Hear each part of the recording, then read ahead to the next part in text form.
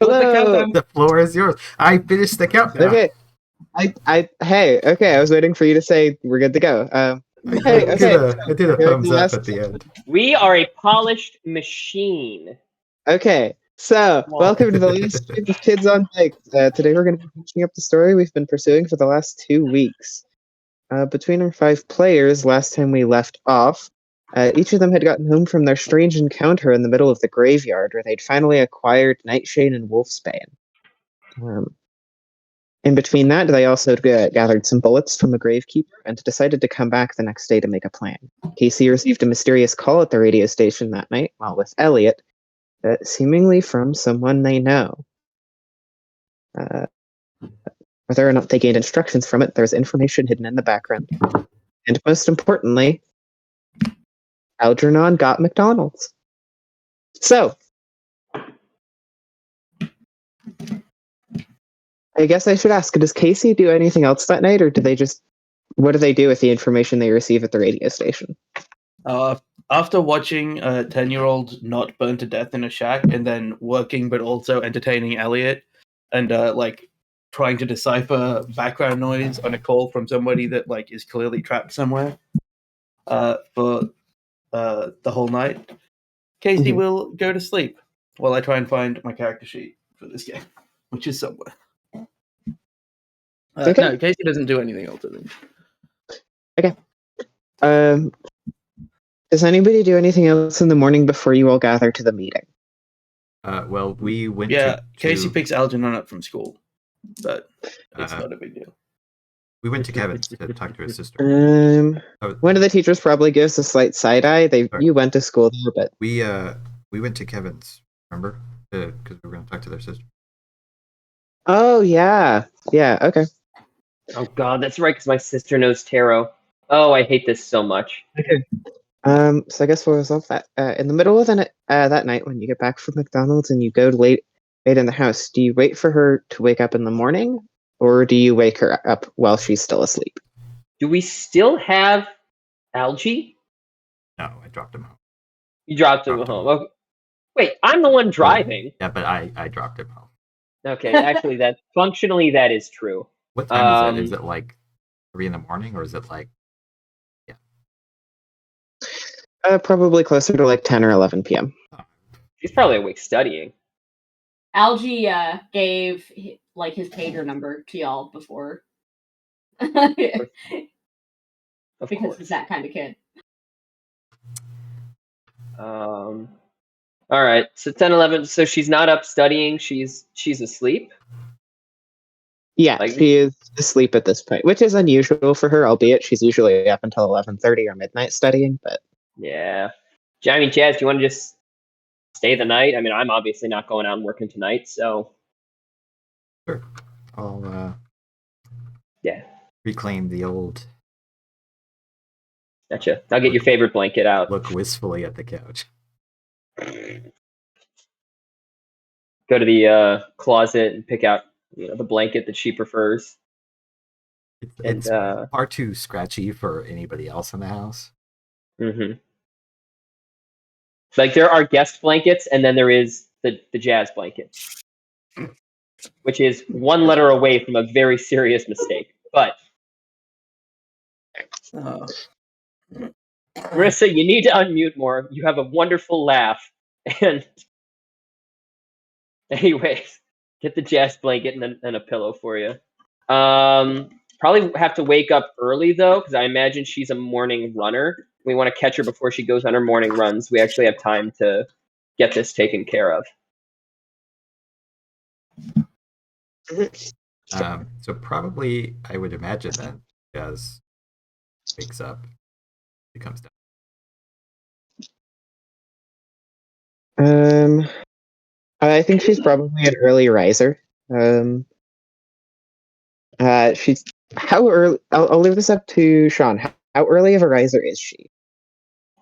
She usually goes on morning runs, especially even in winter if the streets aren't slicked over. So I say she's probably a 5 a.m.er.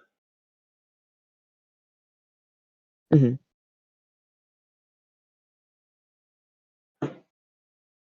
So yeah, I mean, I'd have set my work alarm to go off around that time.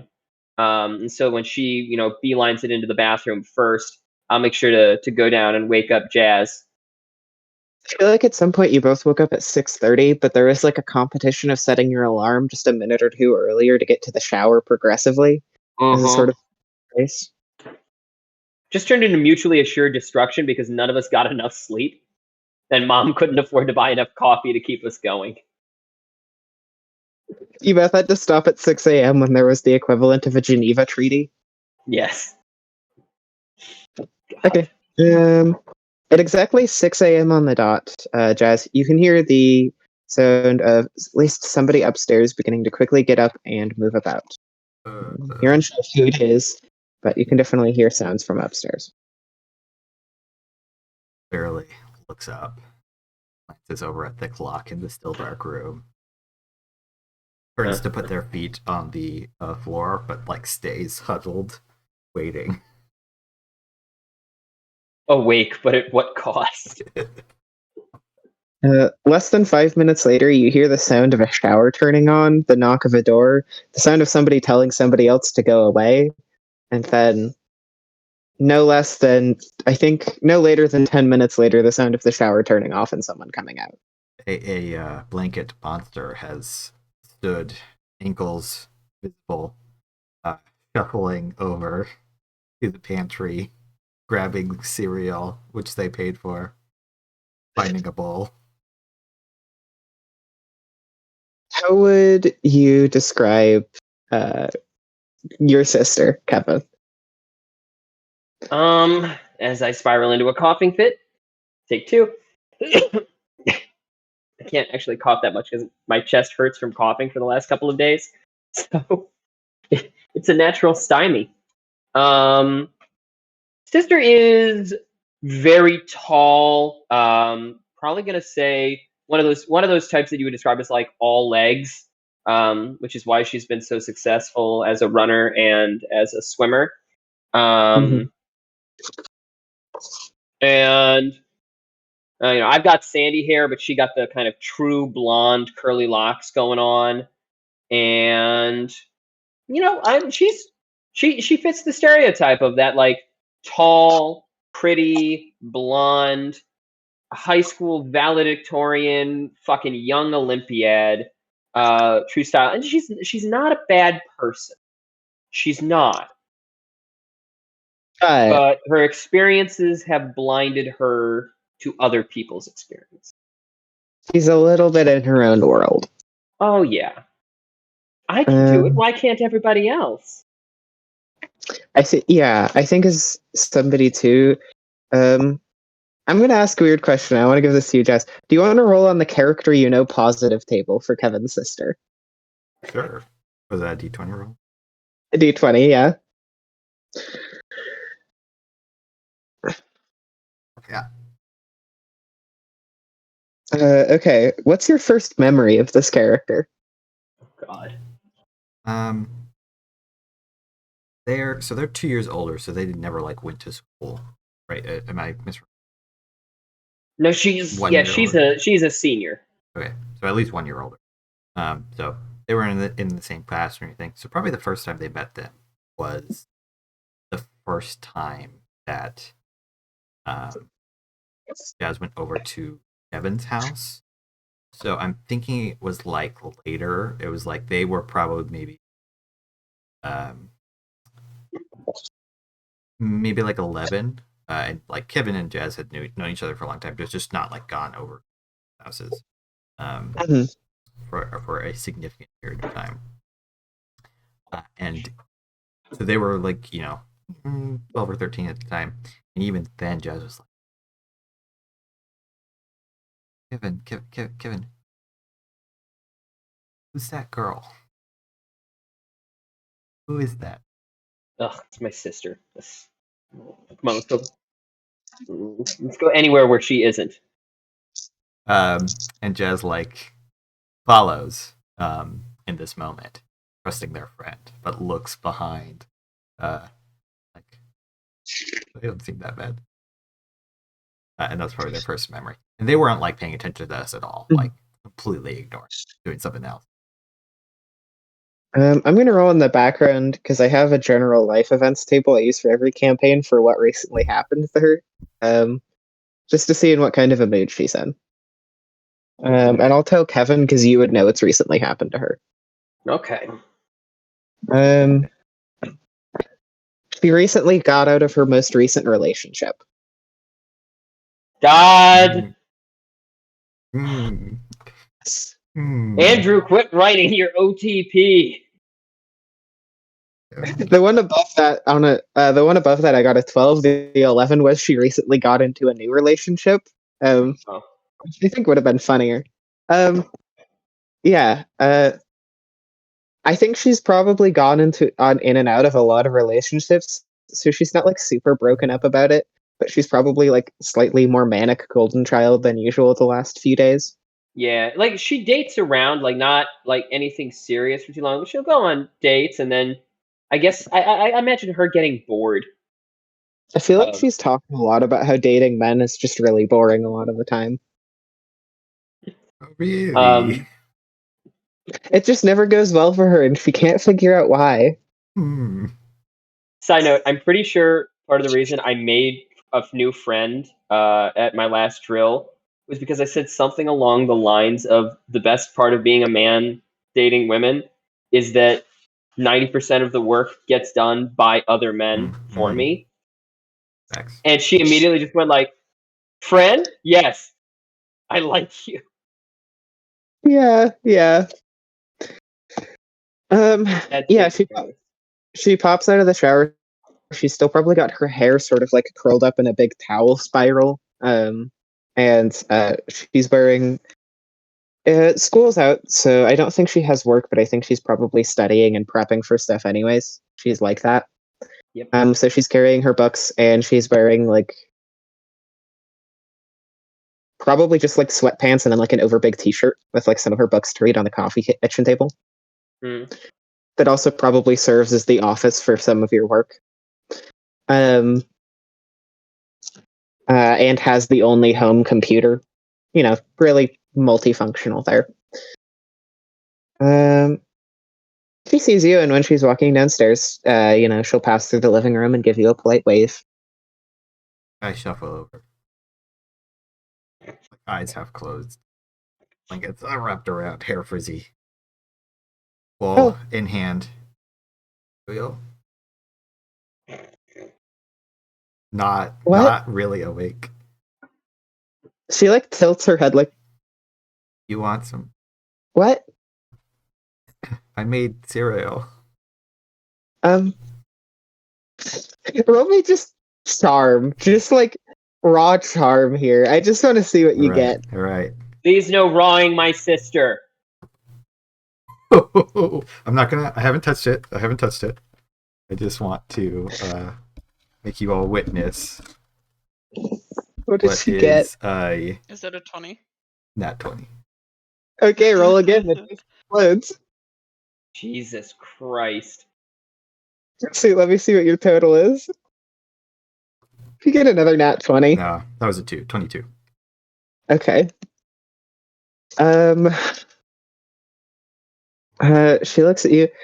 With the nat 20, I feel like she looks at you and she's like, normally I have a breakfast bagel, but I guess it's been a long day. Cereal does sound kind of nice. He sits down, still a blanket monster, at the coffee table, where the couch is, and begins eating it. How's school going? I heard you broke up with James yesterday. Yeah, he's kind of a dick.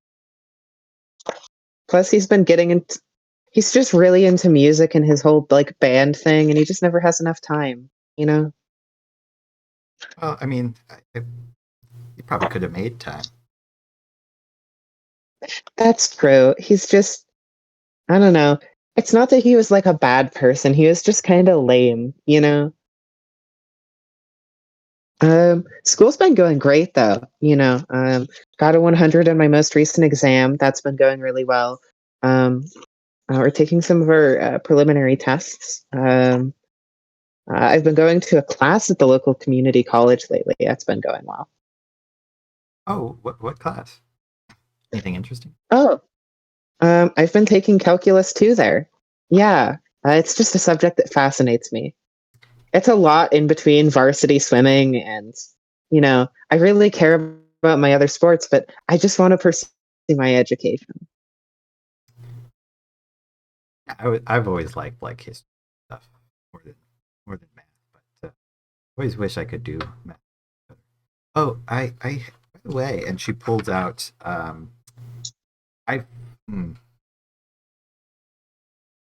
maybe this is something that involves another character. Algernon, if Jazz had asked to keep the card, would you have given it to her? The card that you pulled out of your pocket? The tarot card. Yeah. Oh yeah, the tarot card. He'd have probably been reluctant, but he would have just given it over because he's trying to make sure that y'all don't leave him behind.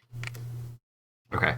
In that case, Jazz, 1 second, as she reaches into couch floor pants.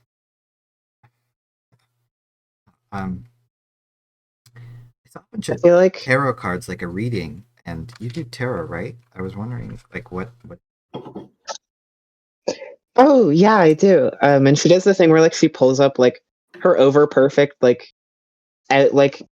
her over perfect face immediately lines up, and you can see her eyes widen a little bit, and she pulls her knees up to the table, so she's almost huddled like this against it, and leaning the knees against the table on the chair.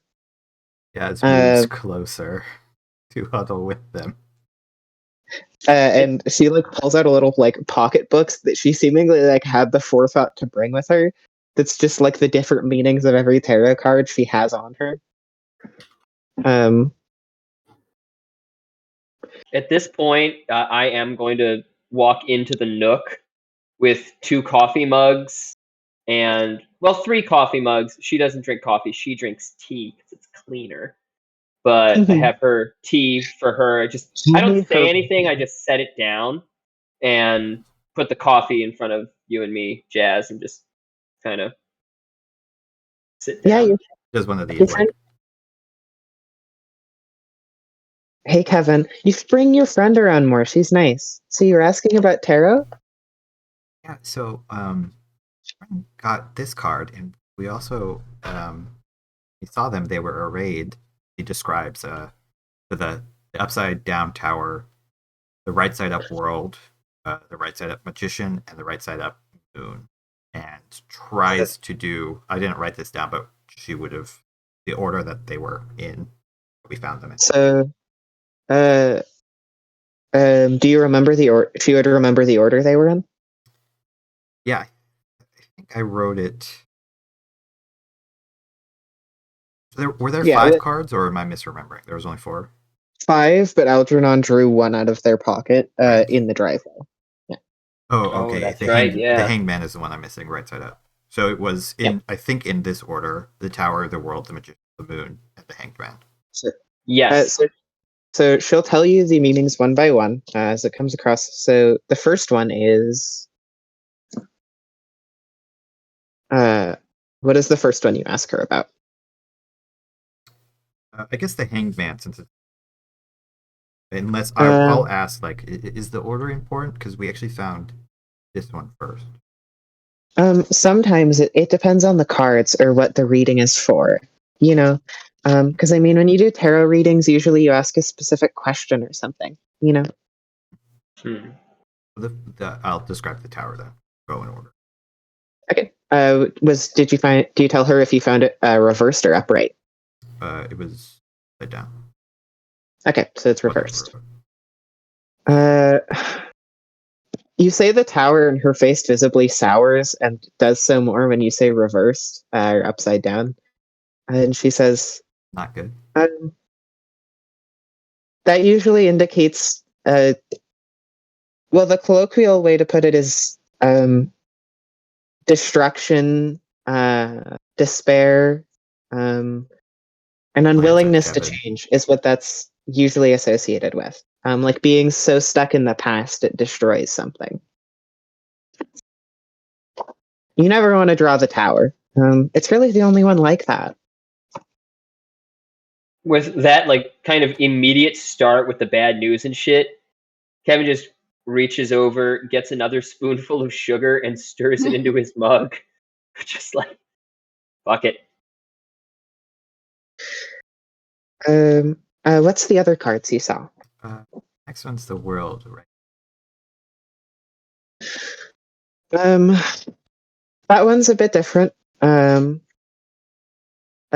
Usually that means that you have a lot of paths ahead of you. You have a lot of places you can go, a lot of things you can do.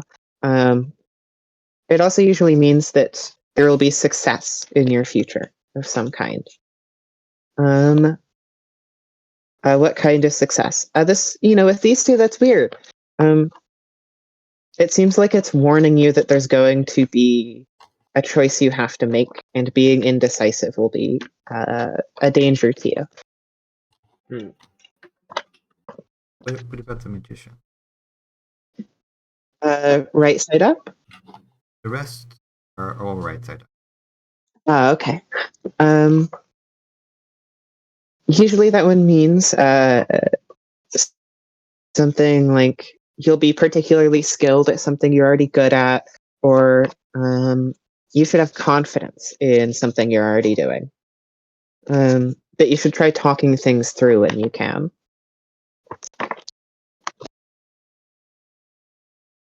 And the moon. The moon, as she flips through her book, the moon means secrets. Oh, quick line. Yeah, I'm just Then what basically does it mean? staring at Jazz this entire time. But that one is usually just associated with secrets in your future. And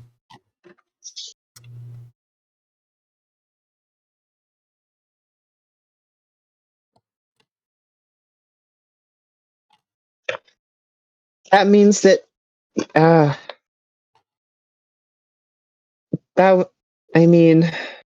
some people say it's a bad omen, but I think that most people don't really know what it means. You never want to see it reversed, but since this one is upright, usually that means something like you should try not to be stuck in what you already believe. You should be willing to see the third option when it's not there. You should be willing to take growth where it comes to you. that's pretty good advice. Something to follow. I think so. I know you need to get on your run, but maybe we could do this again sometime. I wouldn't mind if you gave me a reading. Yeah, I could do it while I help you with your math. Yeah, that would be awesome. Yeah, that'd be wonderful. Smiles. And usually, Kevin feels like he should know something is happening. But the coffee tastes. Roll you what? Roll me brain like DC 5. Oh boy. I feel like I've seen Jazz specifically like do this with someone before.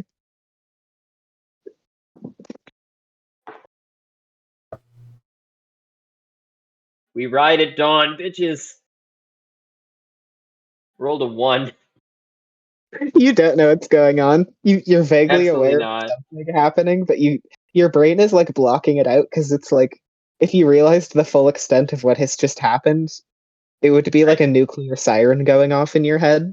My brain is protecting me. Yeah. Oh yeah. my God.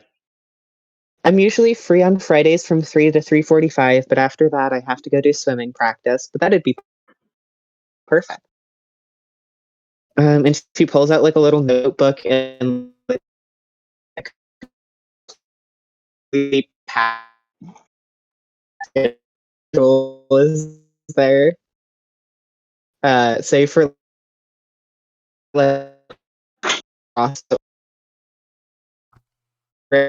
Coming out hard for me. Yeah, full damo arigato.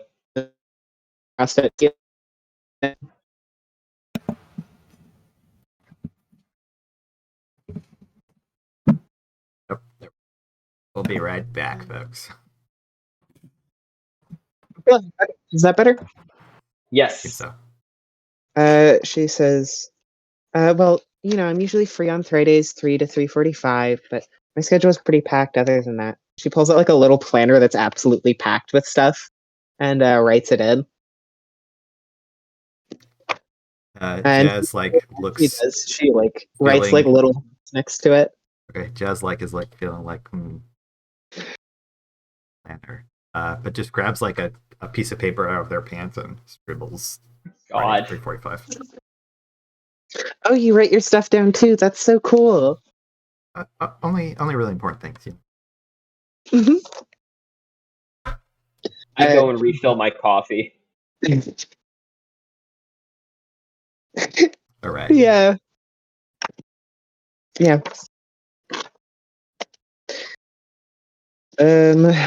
Yeah. So as well, there's going to be a mechanic attached to these cards now that you've had their fortunes read. So, Okay. the way I'm going to run these are different from adversity tokens, and they are universal to the group. These are all a one-time use, and the way I'm going to run them is if you choose to follow the cards as described to you once they've been read, you can take a +3 on any roll. But you have to be following the fate the cards describe. Okay. And I will remind everybody it is destruction, despair, unwillingness, or tower. World has many paths, options, and success. Magician is something you're particularly skilled at, some tasks like that, or confidence and talking things through. Moon is secrets. The Hanged Man is open to new ideas. So I guess those are the things we have to.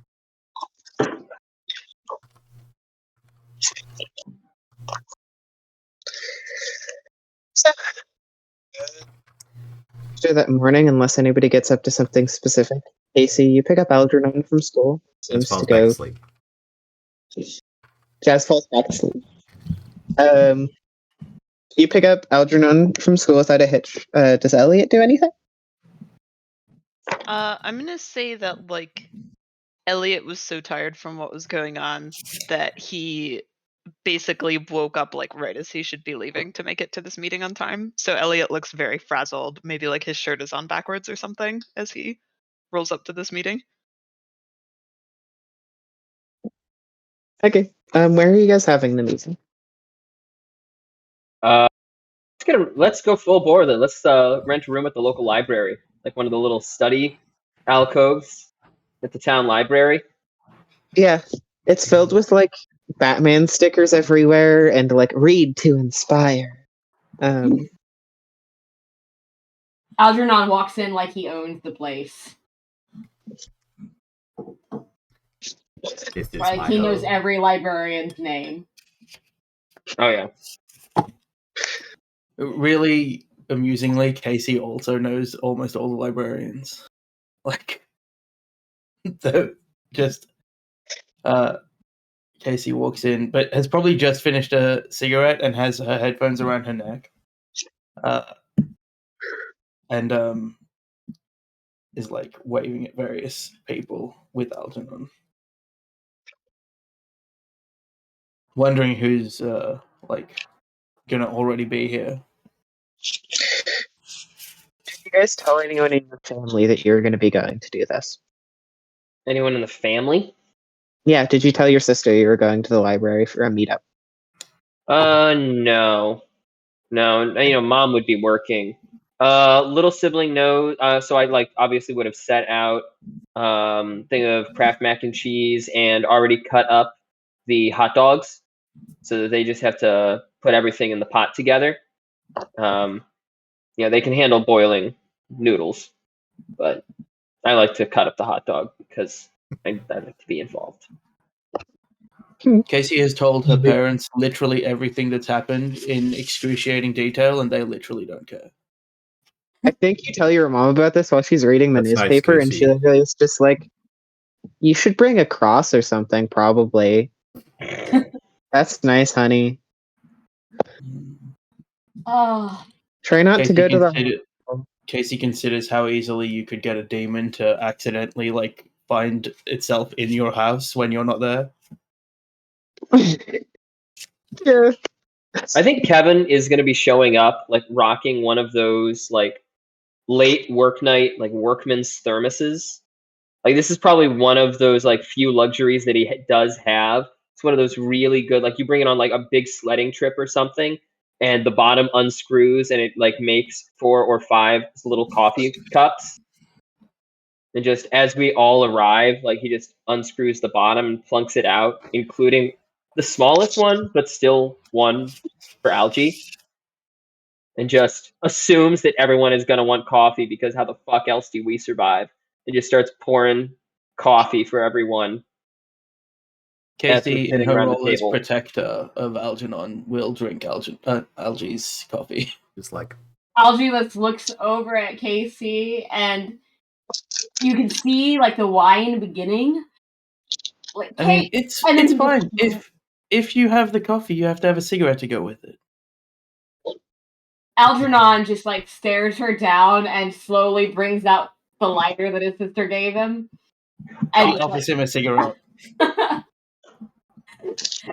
I think Algernon is probably one of those kids who definitely, because he was around older siblings that are not the best example, has tried cigarettes and hates it. Mm-hmm. And so he just like takes it and he just like stares at it and then he shoves it back and he goes, I don't have to prove myself to you. And then he realizes that he feels like he does have to prove it to himself, and he just, every bit of confidence just leaks out of him. And he just...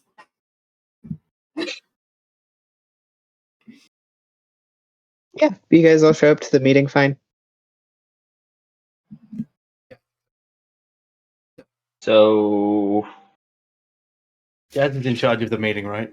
Has Jazz decided to have a meeting? I think so. I can't remember. you organized it, you Me or MC it. Casey? Jazz also has all the details. No, we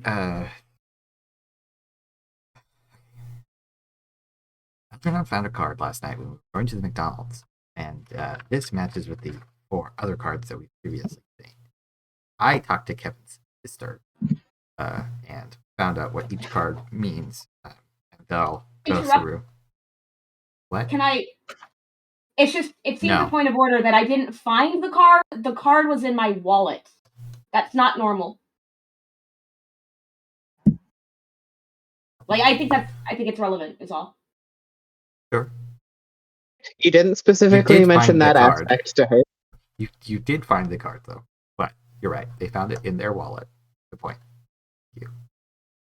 You I will didn't take mention no the more further interruption. You did not mention the in the wallet specifically to Alice, Kevin's sister. You tell somebody I that. didn't. I forgot to talk to them. Yeah. I'm glad you didn't tell Alice about the spooky appearing I card. don't know how I would have explained that. But there's an appendix in the book for when you find a tarot card in your wallet, okay? He has bookmarks too. She has a book specifically for that, probably. She's like that. So I'll explain to them the words. I don't know. I now open the floor. Would the Right Honorable Kevin wish to speak? I roll my eyes so hard that I get a slight headache. With the coffee, just I don't have a point of order at this time. What? Actually, scratch that. I do. What are we gonna do about? What was the girl's name? Ashley? Ashlyn. Ashlyn. I think if we're going to talk about what we're going to do about stuff, we should list all the things that we have to do things about. So Start Ashley, refilling coffee. Ashlyn, Yeah, Ash- Ashlyn. the demon. Yes. Big one. I haven't had a chance to talk to you guys about this, but I was driving up to the college and my car got attacked by something. It was like a lizard bird. It fell into a river. That's why I'm driving my dad's car. Maybe. It's actually her mum's the birthday. car fell. I thought you meant the lizard. I don't know. And The two lizard bird con- might have fallen into a river. Also, we have to work out what this cocoon thing was and why it made algae impervious to fire. And this might not be anything, but also my definitely trapped former radio host friend Owen called the radio station last night, and she pulls out a recording that she got from the short-term recording in the studio, and plays it back, and it's like, and then there's this running water. There's like a gas burner sound, some knives, like it's hitting wood. There's some voices, and then carpet. At the start of when Casey had been we have to list all of these things, Algernon had pulled out this quite fancy Talkman, and clicked record on the thing and put it in the middle of the table, and very slowly pulled out the little plastic microphone bit and angled it towards Casey.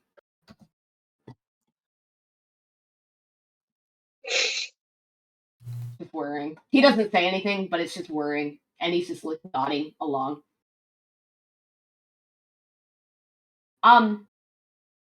So should we? I mean, in the scouts, we decide what the most important thing is. And it sounds like a first aid thing. Maybe Ashland's the most important thing right now. Are you suggesting we triage the monsters? That's exactly what I'm suggesting. Yes. Nobody gets the feeling that maybe somebody else could be dealing with this. You want to call the cops and tell them we saw a demon? No, I just think that we could leave, right? Well, I could. Well, I mean, some of us have more connection to being here, I guess. My dad would find out eventually. I feel like we're sitting just weirdly at a table that Elliot and Casey are sitting next to each other, and both of them could probably just leave, and it would not be a thing that anybody noticed. I think Elliot's also going to kind of raise his hand awkwardly and then put the compass in the wood box on the table and said, I feel like this might be relevant to some of the problems we're trying to solve here. And he's going to lift up the compass first and say, I know we didn't get to talk about it all last night, considering, and then he just kind of vaguely gestures. But I was at the graveyard to talk with the caretaker, and he gave me these things. And he said this compass, if you say someone's name, it'll point you towards that person. And I know it sounds really weird, but it worked twice. Casey, you have a magic compass. Casey asked if she can look at the compass. Elliot shoots Kevin this look and says, I don't think it's the weirdest thing that we've seen in the past few days, and then hands the compass to Casey. And while Casey is looking at it, I think Elliot's also going to say, and he also gave me these, and just opens the box, and you see the 3 silver bullets in there. Yep, they're shotgun shells. Oh, they're shotgun shells? Okay. Yeah.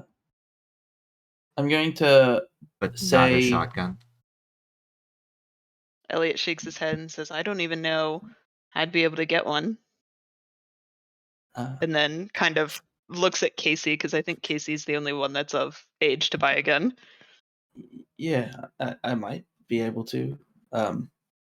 She's looking at the compass, and she spins it in her hand a little bit to make sure that it's not orientated towards anyone already, and just says Kevin.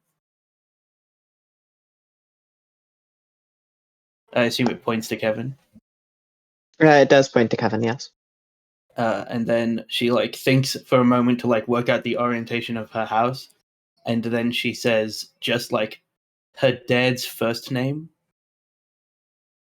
The compass spins and points towards where you know your woodhouse would be. Right. And then she says the name of her sibling that died when she was 5. Someone she knows is dead. The compass just continues spinning idly. Okay. It doesn't pick up dead people. And it doesn't need last names, because there's probably a closer person with my dad's name. So it works based on who we're thinking about. Elliot nods and says, that makes sense. And the caretaker also mentioned, I don't know how we'd figure this out, but apparently demons have names too, so this could be used to track demons. Wait. If the caretaker has all this shit, why can't he deal with it? Oh, you want to Elliot. call the caretaker cop? I mean, if got these silver bullets and stuff, it's on some X-Files shit, right? Yeah. I mean, he definitely looked like he was on some X-Files shit, but he said that he had to stay at his particular cabin. He said something about gardening it. I don't know. He also talked about dogs on his property he was trying to protect. I don't know. He was really weird, but he definitely wanted to stay in his cabin. Okay, groundskeeper has seen some shit. Duly noted. That also means that this isn't all a thing that just started with that weird power outage the other day. Like, this has been going on for a while if he's got this stuff and has to stay to protect something. Why is it like affecting us? Elliot just shrugs. Did anyone make any pacts with demons? Did anyone make any startling discoveries of things that look like they could be burnished with gold? These kind of things. I went to the lake and I saw some lights. I didn't believe in ghosts and shit. Kevin, I would like you to roll me your brains, DC 10. Oh, Kevin did this. Of course, it's all Kevin's fault. Brains is not exactly what Kevin is known for. Also, Is it a planned would decision? anybody in the town be tapped into rumors around the town? Casey, definitely, right? Yeah. You can make a DC 8 brains check because you'd be very well connected. 3.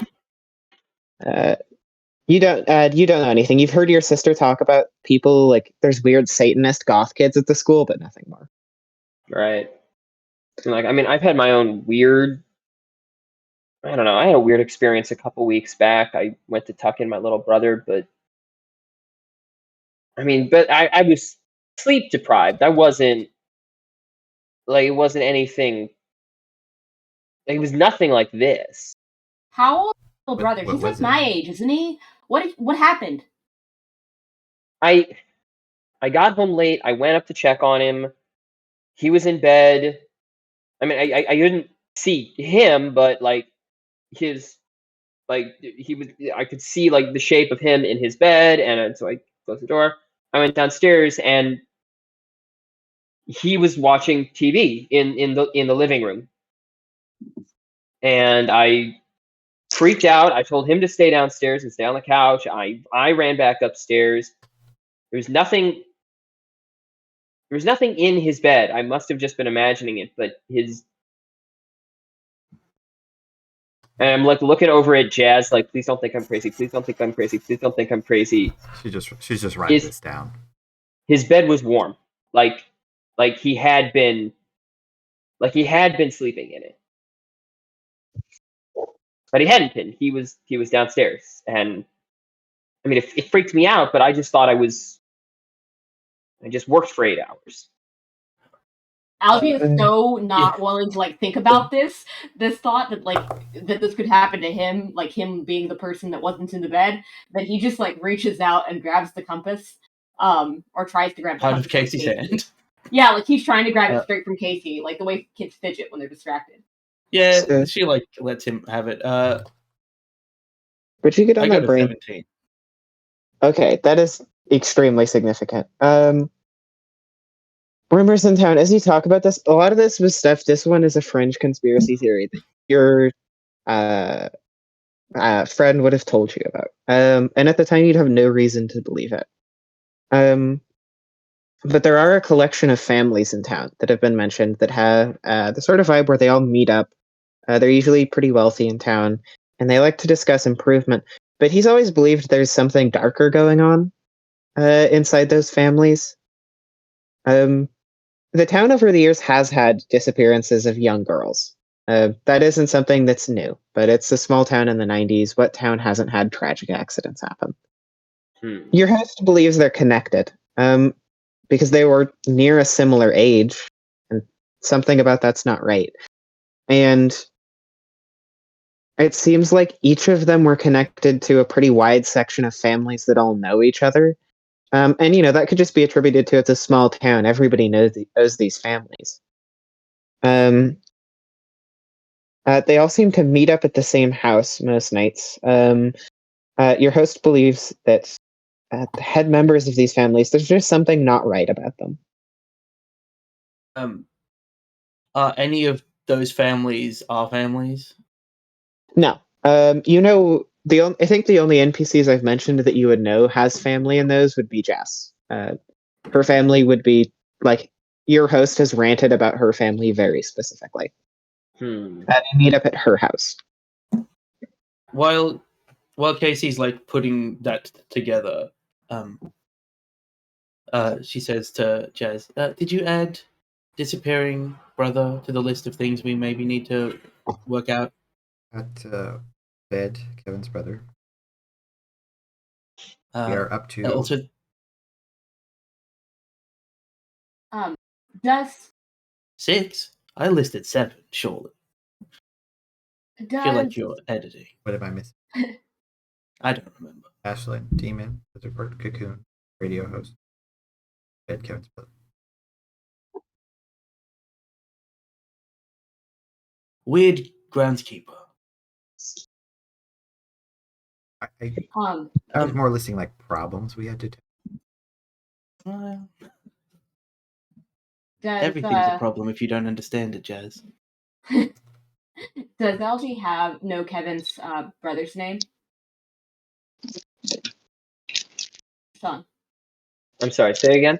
Does Algie know Kevin's brother's name? Has like Kevin's brother like been involved? Yeah, you would have like run into each other. You're in the same age group. It's Brady, right? You came to your house last week. Yeah. Yesterday. So, yeah. So like I was I mean if he had just been like the first time he had ever seen him, then he wouldn't know his name. So what's Kevin's brother's name then? I believe we said Brady. Oh yeah, Brady. He's like a Brady, which made me laugh because like the super scout that I knew was Brady. So Algie's kind of like settled up in his chair, kind of like to himself, and he's really afraid of pulling this compass, but he's very visibly, and then he like gets close to it and he whispers, "Ashley?" And so oh boy. The compass stops spinning, and it seems to be pointing forward for a second, and then out of the middle of the compass, a raised section of needle seems to sprout up, and an arrow pointing upwards seems to come up. Of course, he's like... he's also going to, like, if he doesn't see anything above him, he's going to flip the compass up to point to see if it, like, changes the orientation of that new needle. The new needle seems to recess in, and the compass that's normally, like, facing the cardinal directions, quote-unquote, continues facing upwards, pointing at the ceiling. Okay, is this library got more than one story, or is it, like, classic ranch style? It's got 2 stories. Okay. And we're on the first floor? Yes. If nobody says anything, he's going to then follow it up with Brady? Wait. Hold on. That's a coincidence. Not too much of a coincidence. Like, also, I just remembered something that Owen used to rant about when I first started at the radio station about like a cabal of families that he thought were into dark stuff and the disappearances of a bunch of girls over like the course of the town. So add that to the list. One's a girl. Oh yeah, your radio host also would have mentioned he believes they do have, like, specifically they're really into occult shit, like demon shit. They're really into occult stuff, like demon stuff. I don't know why I didn't think about this before. It's been a long 72 hours. I did spend a lot of that partying. So, yeah.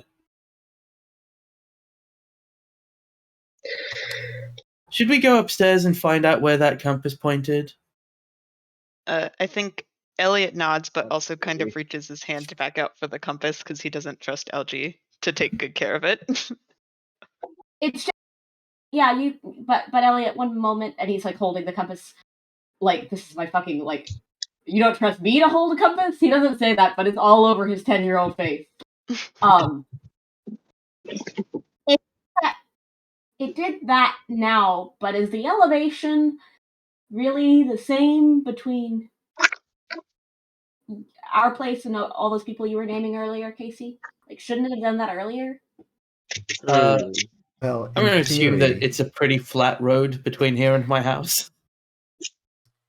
I think in theory, even if the elevation was changed, if the compass meant to useful manner, simply show you the direction until you got to.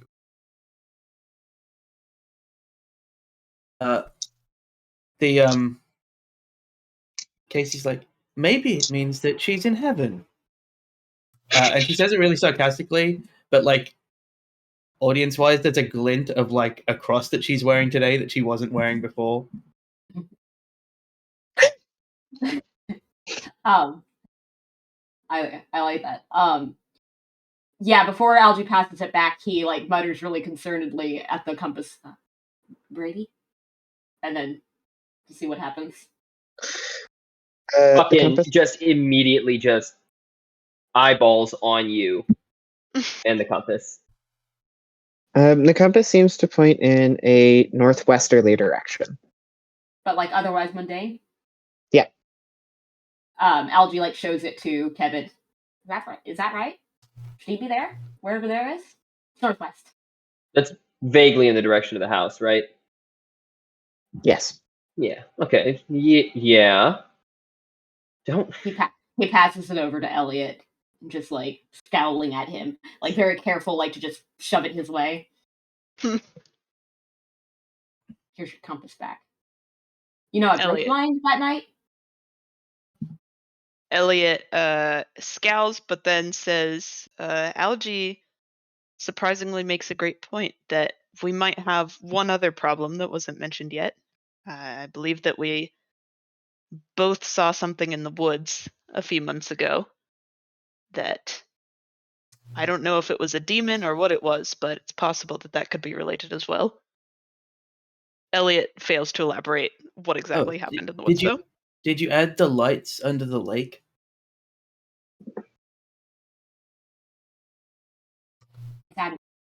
Again, Elliot, we could just like get in my car and we could like drive to not be here. Like, if we kidnap Algie, we'll get money and we'll turn Algie. Elliot looks thoughtful and says, I actually wouldn't be opposed to that. We just leave. Really funny. We're done for the rest of the game. Yeah, we're done now. We're up to 10 things. Great. Also, I just want to throw this out here. Did anyone see a Stargate? Because that could be a thing. A what? No? A Stargate. You know, like the movie Stargate? Elliot just looks bamboozled. It's a movie about a gate to the stars. It's not that good. Yeah, I always felt it would have done better as a TV show. They just started one. Have you seen it? It's a TV show. Really? No. Yeah, Not sure. last year. So, do you guys head upstairs? I don't get cable, okay? The new Daniel Jackson is much better. You can come to my house and watch TV if you like, Kevin. Like, literally, my parents won't care. I'm not going to tell them. They might call the cops, but they won't. I've offered. Oh.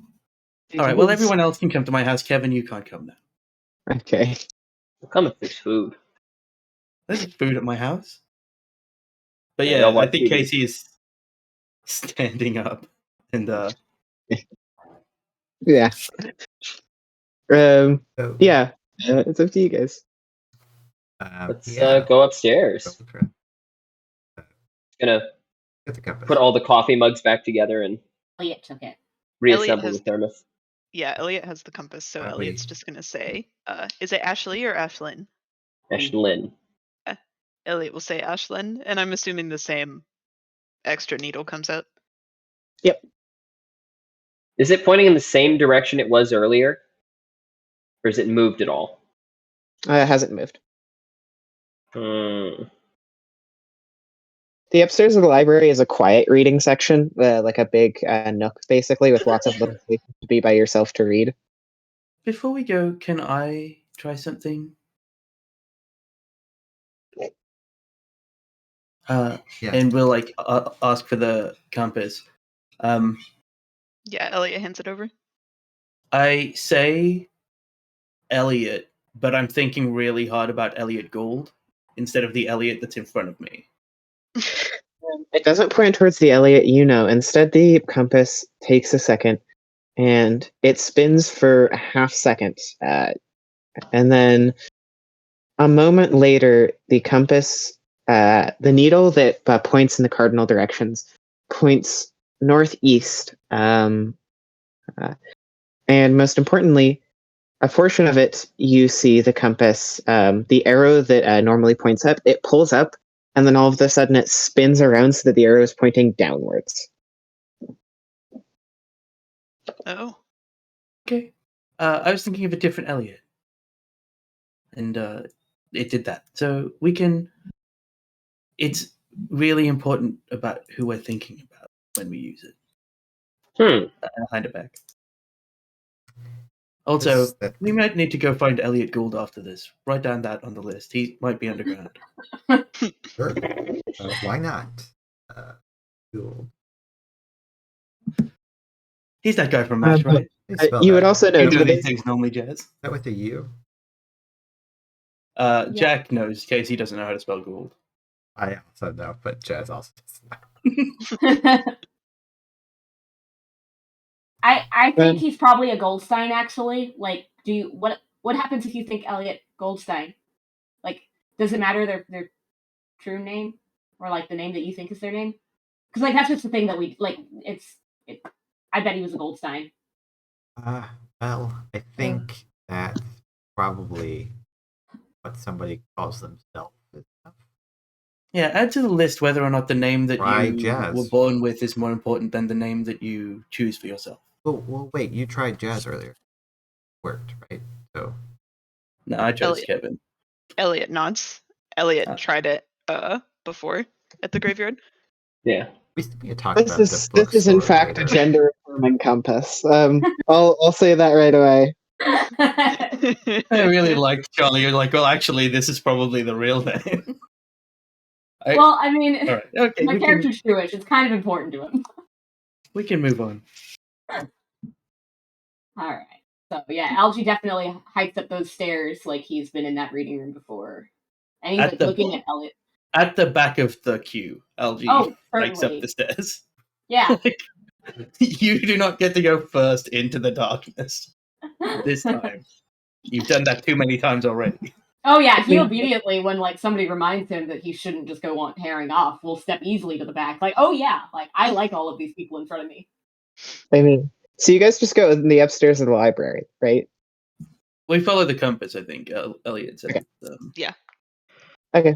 You guys like reorient it towards Ashland. Mm-hmm. No, we'll leave Elliot Gould now. It's a different adventure. Okay. I mean, it just leads you guys to go upstairs, and upstairs is the girl you would know as Ashlyn in some quiet nook of the library, politely reading a book. She's got a scar across her face that seemingly has a band-aid over it, and peeks it just over the edge. And at the moment, she is just reading a book about... I think she's probably just straight up reading like a little choose-your-own adventure book about the Wild West. Yeah, strides.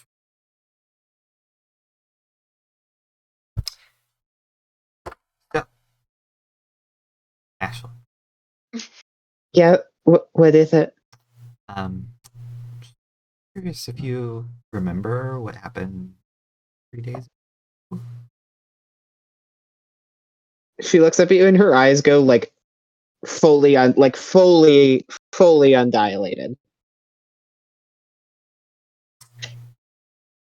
And do we need to talk about that?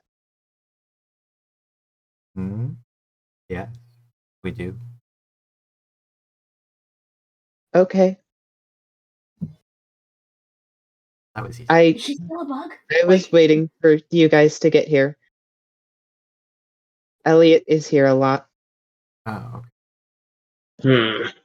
Is she still a bug? Algie is Wait, like Elliot's whispering here to a lot? Casey. What do you mean Elliot's here a lot? You reading That- spot? We have like 11 things on the list. Why are you worried about where Elliot is? You're such a creep. Just She pulls out her own little notepad and writes down Jazz Creep.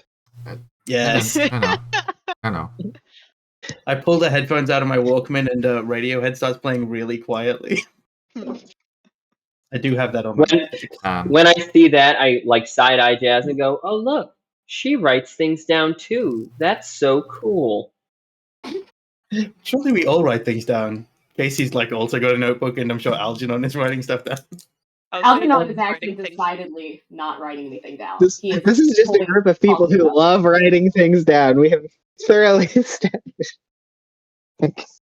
It's not even a supernatural investigation group. It's just a journaling club at this point. I'll just remember that you said that. They're calling you brother-in-law. Wait, what? Elliot just looks like shocked back and forth. Oh, sorry. Was that You not a see dig Ashlyn start writing Oh. down that Kevin is Jazz's brother-in-law. earlier? Were you not like making a wide comment about your sister? I was mocking my sister. What are you? I was mocking my sister. What are Never you mind. trying to do to my sister? I think if you Wait. replace one of the letters, you'll find what Jazz is trying to do to your sister.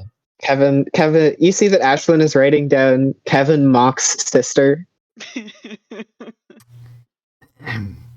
Shall we go downstairs? It's the A. It's the O to an A. I'll Mackie. explain to Algernon. And you can like see Algernon, and he's like trying to spell this out loud, but despite it being like an 8-letter word, he's just.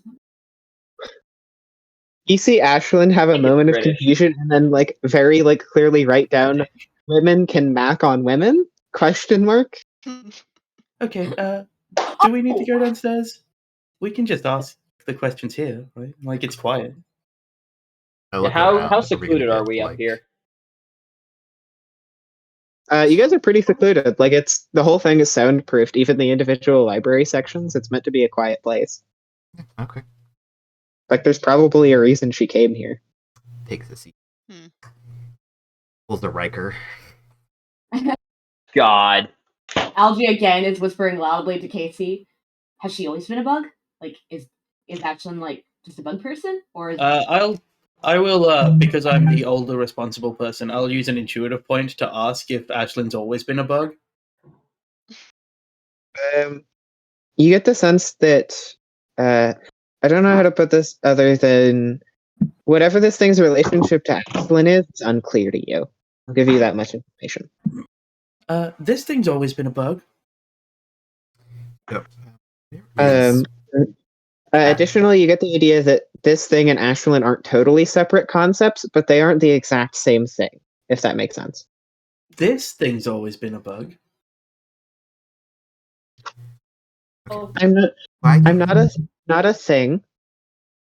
I'm whispering to Algie, but if it can still hear, that's good information about it too. So Yeah, have she can still hear you. Have you always been Ashlyn? Like, or do you just look like Ashlyn? What's the deal? I just look. I have most of her memory, most of the surface ones. I'm keeping her safe right now. She's not safe. From what? Are you doing this willingly? Yes. What's Ashlyn's last name? Singleheimer, right? La, la, la, la. Sorry. We'll say her last name is like it's fairly basic, but her last name is just like Farmer. Like it's just Ashlyn Farmer. Sure. Is that one of the families from the rumors? No, but you would know she is. Ashlyn would be around the age of the girls that have gone missing before. You said that from the rumors, they were normally connected to the families. Connected as in like members of the family would start getting close to the people who got abducted. Not necessarily that they're Oh. yeah. Like I'm those not gonna high offer that families would reach out to the kids' families, so to speak, if that makes sense. Sure. You have a name for the type of bar.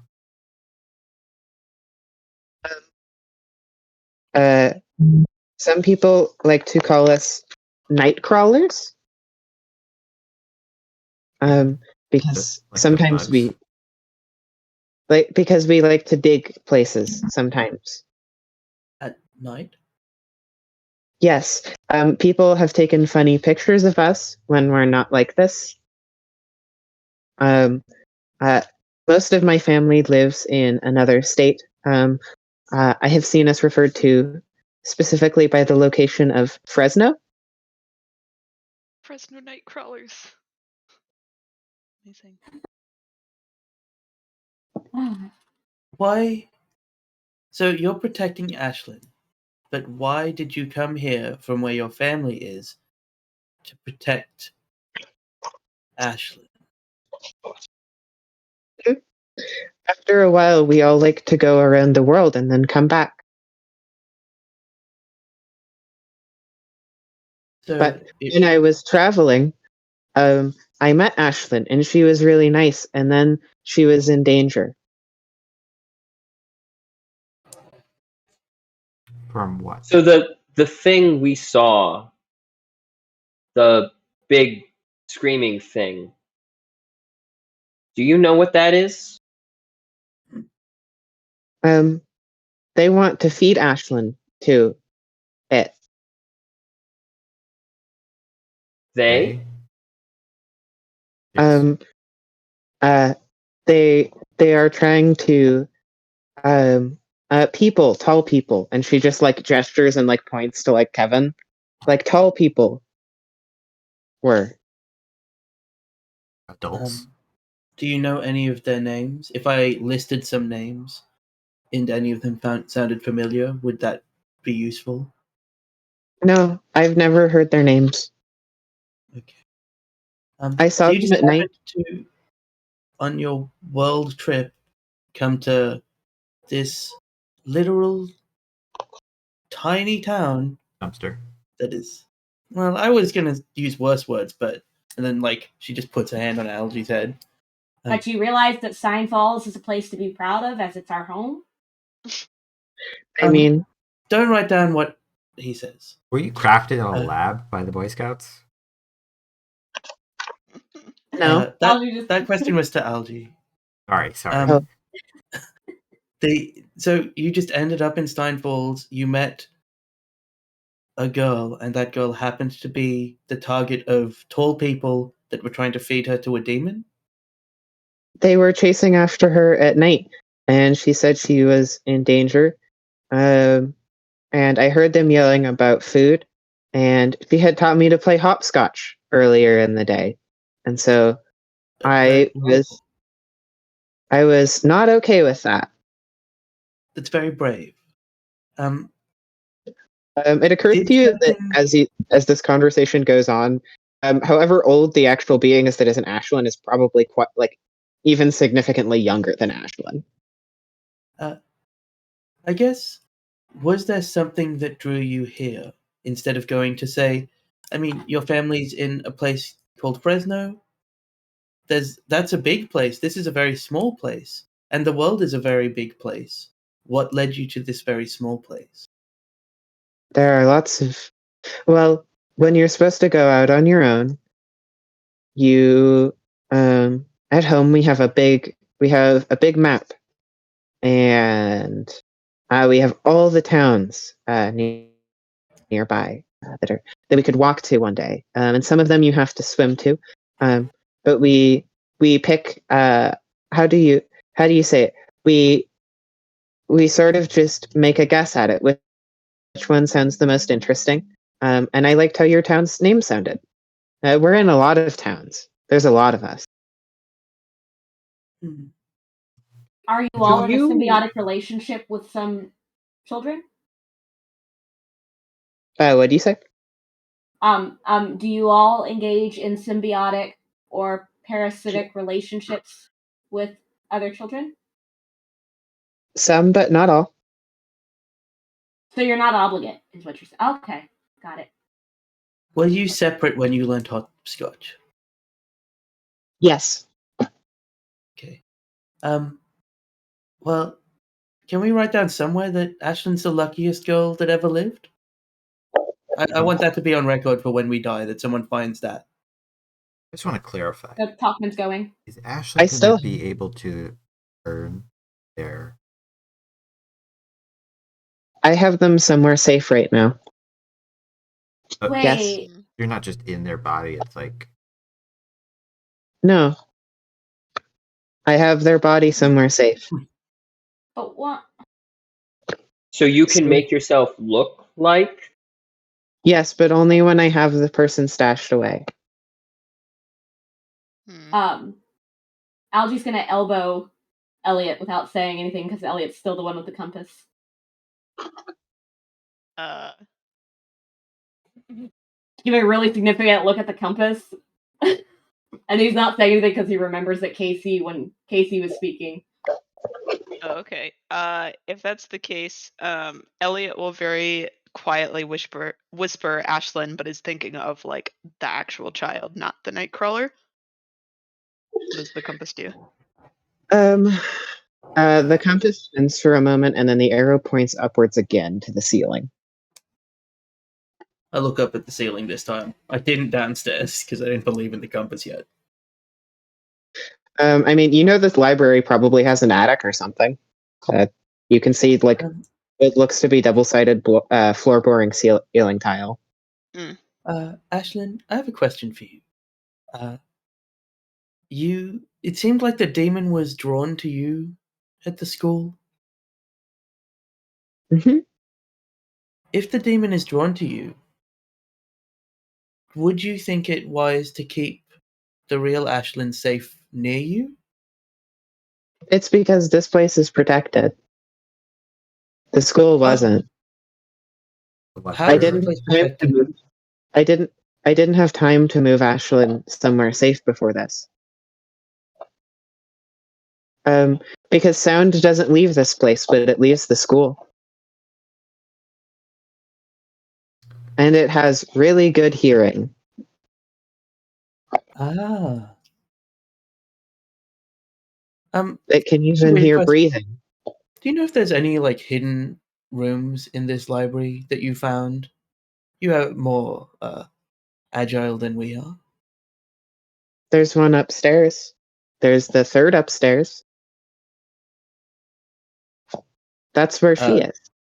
Casey like looks at the others and says, "What if we just lived in this library?" Elliot is just like nodding, like, yeah. I think they make Sounds you good. leave when they're closed. But it's a hidden area. Like if they can't find a stashed Ashlyn body. That's a good, actually. If you Back go up. up there, don't be scared by what she looks like. She's okay. How big Okay, is well, that's terrifying. I'm Fucking sure it's like- fine. It's fine. really big or like? Is she awake? Sort of. Oh.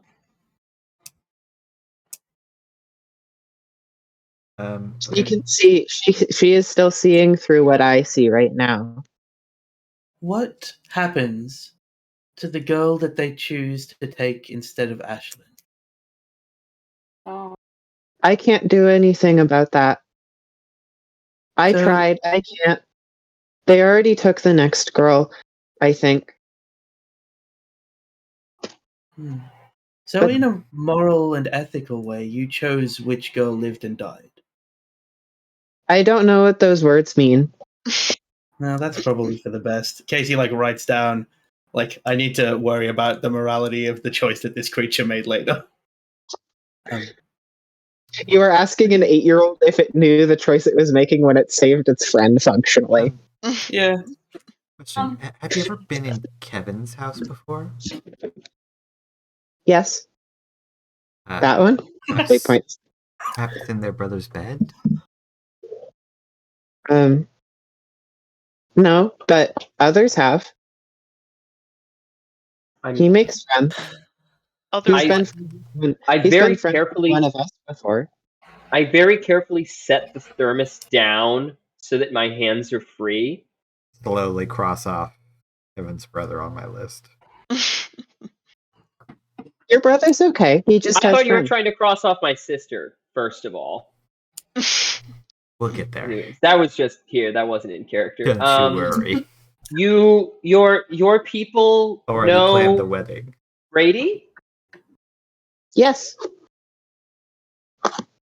Okay. I thought he understood stranger danger. They're not strangers, they're friends. How What's that loophole always who gets was so in my brother's abused? bed? What? Shrugs and shoulders. Algernon, did you just raise your hand? Yes, ask a I'm question. just. I want to be. Oh, unrelated to the Kevin's brother's bed. Yes. Okay. But I just wanted to know if Brady was okay first. You said you dig holes in the woods. Do you ever go into other people's holes? And he glares at Elliot, like holes that other people might have done to be mean.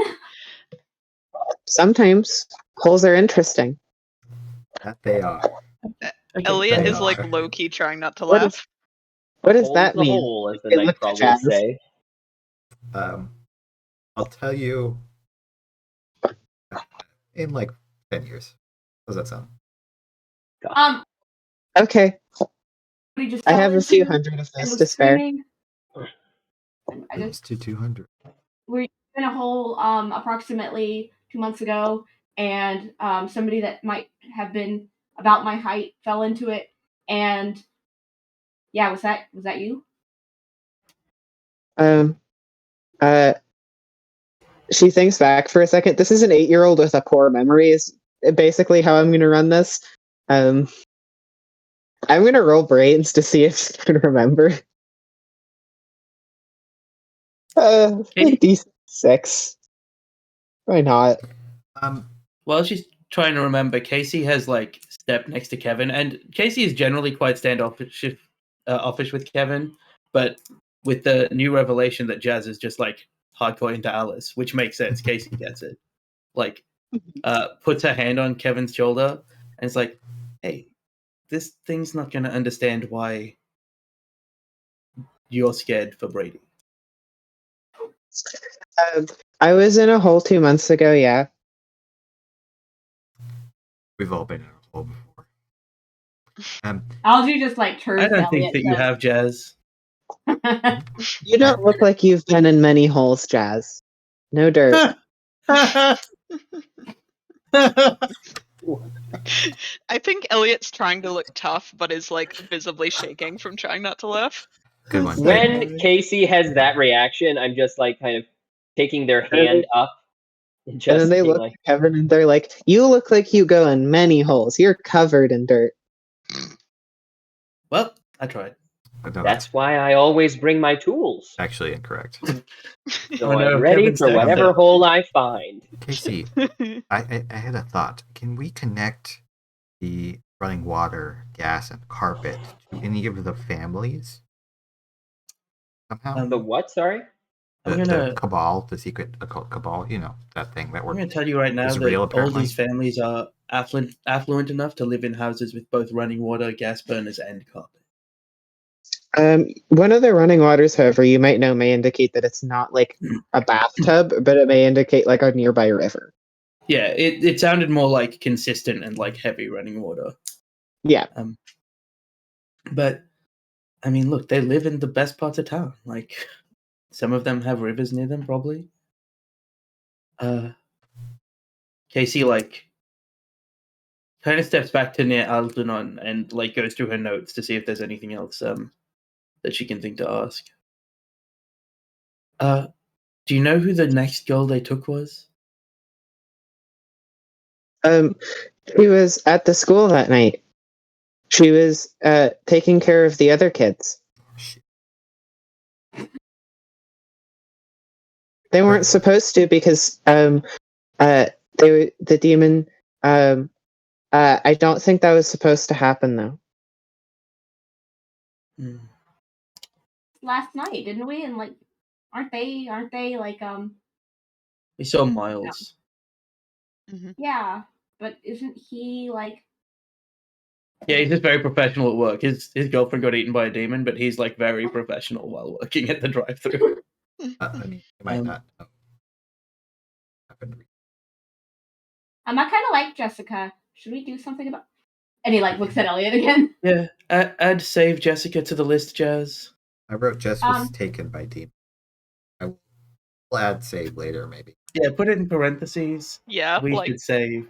optional question. Far too blasé. Casey's flicking her like keys, like really fighting the like flight response of just like, man, I can't save all these people, but I could just take Elliot, who I do care about, and like be gone, and maybe we never have to worry about it again. So, in the interest of crossing things, anything about the lights in the lake?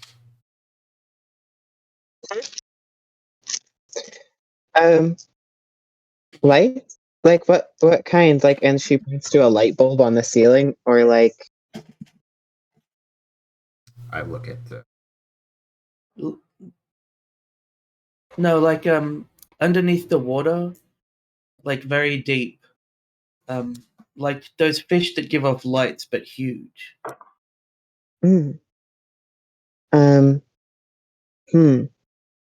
Sometimes those come out when one of us is hiding away is no longer being hidden away.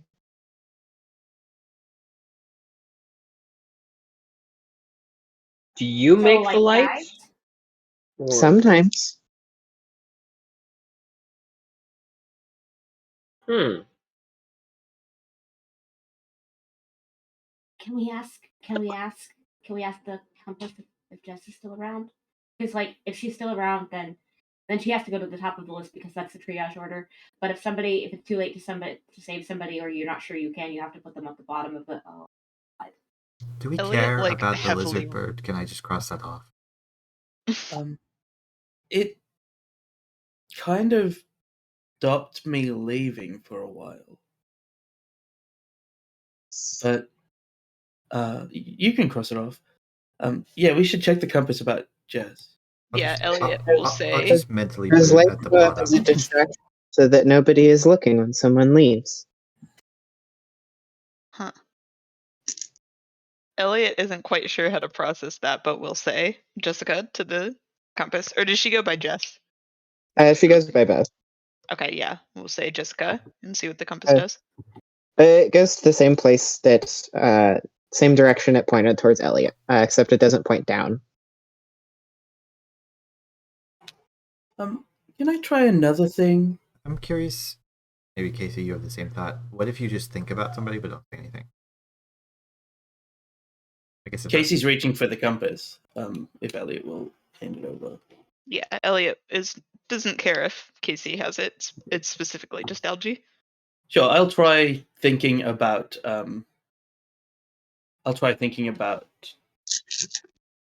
my mum without like saying the name and see if the compass reacts. The compass points to a new direction towards your house. Yeah, it does work. Algie, can you say the name Kate? If Elliot will let me hold it. Okay, can you say the name Kate with less attitude? And I hand him the compass. Which Algie Kate looks- are you trying? Does Algie know this Kate? I assumed not. I don't That was think the so. point of the, yeah. The compass just continues spinning idly. Algie also says Kate twice. The first time he says Kate, it's Kate with less attitude. And then Casey picks up the compass and says Kate, and it will point at her because that's her name. And then she hands it to Elliot. Goes, "This compass is amazing. If we didn't have all this other stuff happening, this compass would be like almost an earth-shattering discovery." Certainly, like You're all very good. the at the government experiment method. somebody would pay a lot of money. Yeah, Maybe Elliot, we could just keep a retire. hold of that in case we do drive out of here, because we'll just give it to somebody for money. Elliot looks a little skeptical at this and says, "I don't know. This is such a valuable thing. I'm not sure if we should get rid of it, but I'll definitely keep We it safe could for be now." private. We could be private Uh, investigators that find people.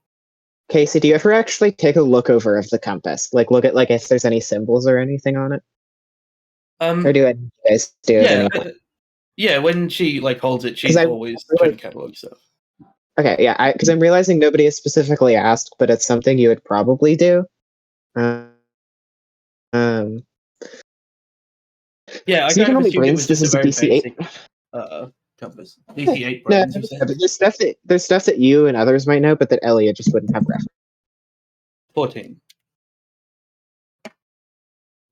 You've seen this as a symbol of like a specific family on the back. It's what looks to be a little lion, curled up around it. It looks to be a tiger, surprisingly, on the bottom. And it's carved in the gold very intricately. It's the symbol, the family symbol of one of the houses. Oh, this compass is also connected to those families. She like flips it over and shows the lion curled around the tiger on the back, and it's like, does this look familiar to anybody from anything you've seen recently? I'm including Ash in this. Uh, Can I roll brains? No, those Ashlyn both says look no. like animals in the books. Okay. I'll hand it back to Elliot. Can any of us roll for that? We like absolutely should not be the people dealing with this cabal of powerful families in this town. Hold on. Can we roll for that to know? Oh yeah, anybody can roll the brains. Same as DC 8. I rolled 14 Uh, a second ago. Oh, I have. Oh, yeah. Oh, I got a 1. Elliot doesn't know shit. Oh my god, you keep Oh, I getting. totally forgot we were supposed to be putting our rolls in the. Oh, no, that was. Chat. I just put the 20 in Yeah, there because it's mainly for the stream, like to Yeah. see what we're rolling, but we're also announcing it because we're doing it this way, so Yeah. it's not a big So, deal. okay. Yeah. So, the only person who gets significant information from that would be like Casey. No, that was the roll that I made to notice it in the first place. I Yeah, didn't make yeah, okay. another brain So sorry, I think the order confused. Charlie got a 14. I got an 8. Same as the 14. You look at it, you can anyone who gets an 8 or above can connect it to the family. Like you've seen it before, you know, kids from that era, or like the parents, they wear it on like little symbols on their jackets. Oh god. It's a thing of pride. Third wives. My family, like, we have money, but we don't do like that kind of thing. That's kind of weird. Actually, Algie specifically, you would know your family avoids associating with those families in a very specific way. I'm not even allowed to play with those kids, and my parents don't pay attention to much. Like, that's kind of weird. Put like a reassuring hand on Algie's shoulder. Algie probably realizes, based on Casey's talk about her parents, that this is a very bad sign, and just kind of like stares at that hand. Like, am I going through what you're going through? What's on the list still?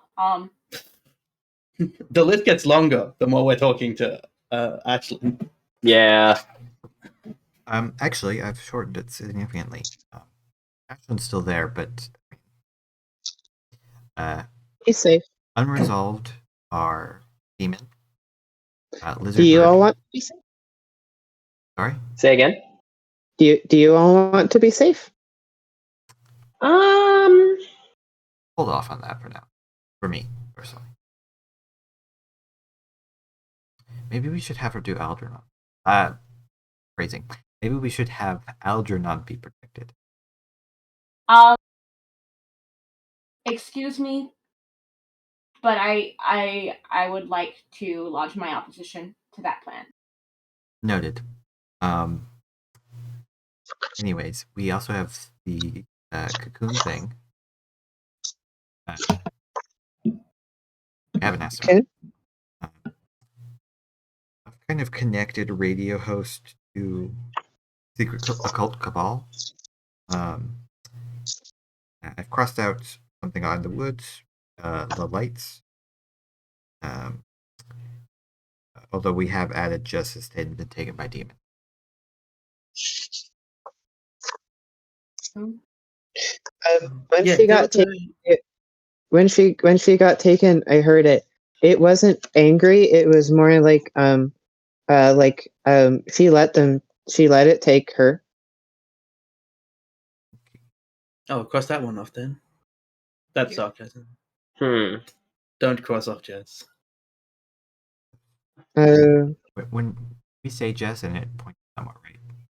Meaning they're alive. Yeah, I did. Got it. I think we should talk. You know about anything it about this now. cocoon creature in the graveyard? Which I guess is dead now. I don't think that it's was. What did the cocoon look like? Us. It was like Mm. wrapped, and yeah, it did kind of resemble us individually. Holding cards. Yes, it had cards. I swear to God, if this thing is just like, oh, you met Dave. Yeah, Dave's cool. Oh, that was my dad. No. Well, her dad's in Fresno. That was it. Established earlier. That's what we look like when we're old. Where did the cards come from? That's probably Whoa. not important.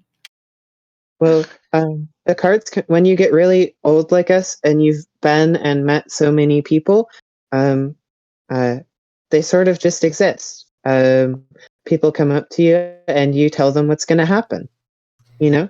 Let me ask you a question. Are your people immune to fire by chance? No, it's very bad. There's a reason, and you notice this room is slightly colder than normal. Huh. Can your people make humans immune to fire? No. Well, Algie, you're good. But sometimes when other people are in danger, we can choose to be in danger instead. Algie just like probably actually. How large is this room? You get the sense that this child sort of understands what you're talking about in principle, but does not have the words to fully explain. Algie had like turned and library. Like walked all the way out of the room to like the stairwell area, but like stops there because he knows he can't go out further, and he just kind of like sits on the steps, fully out of this conversation. Casey will go with Algie, and you three can continue the questioning. Elliot, thoughts?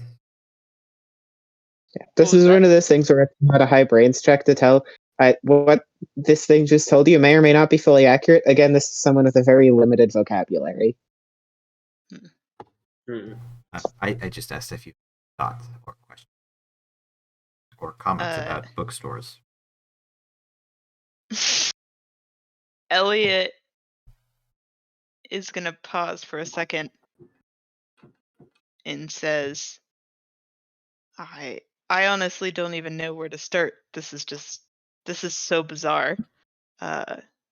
Should we try and rescue Jessica? Should we try and rescue this missing girl? I'm not sure, and is going to completely ignore what you just said about the bookstore.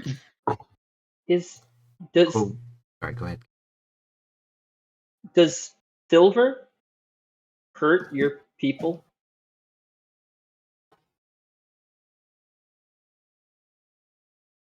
Is that to the Nightcrawler? Yeah. Looks like Sara has frozen. Oh, no. No, I'm still here. Okay. Kevin asked. Did somebody ask? Yeah, I asked. Yeah, I asked. Does Silver hurt your people, or? Silver doesn't hurt us more so than any other metal does. Does it hurt someone else? Like wood? Maybe. I don't. Metal's pretty dangerous sometimes. Huh. You get Elliot the sense. You get the sense she doesn't know what question you're asking. Okay. just says, matter of fact, silver can kill demons. Gonna look Ashlyn just over at nods. Elliot with the That is, like, knowledge. correct information. Huh? Do you by chance know a groundskeeper who is an old man? Hmm? An old groundskeeper? Hangs out in the graveyard? Yes. Yes, he lets us live around him. Huh. Groundskeeper. We're around. Yes, we are around people who are dying a lot. So he naturally has talked to us. Who are dying a lot? What is Mhm. that? Is that Um, man dying? No, more like families who are grieving. Sometimes the people who are dying want us to look like them so that we can tell their families things.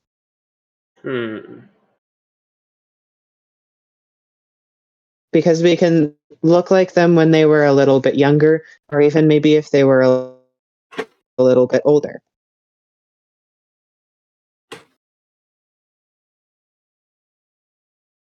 People would pay good money for that. Thought for another time.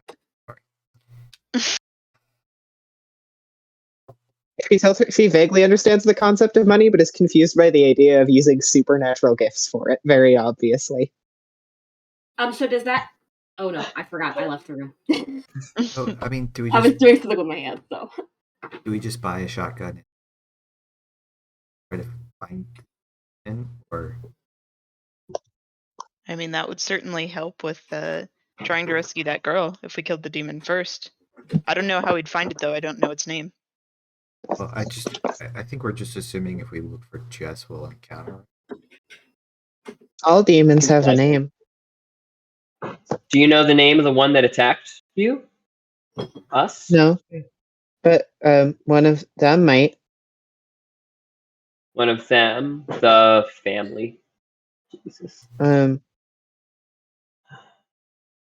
Friends have told me some of the people in those families don't like their family, and they might know. And just do a quick rundown in their head of the families and people who they're friendly with who do not. Okay, this is going to be a weird. I will let you roll charm or brains, but they're going to have two different DCs. Because brains is normally raw intelligence, but I feel like charm is also sort of like may apply to like your charismatic intelligence, right? Like the ability to pick up on things in people. So DC 13 charm, DC 7 brains. Rural charm. And charm will give very different information.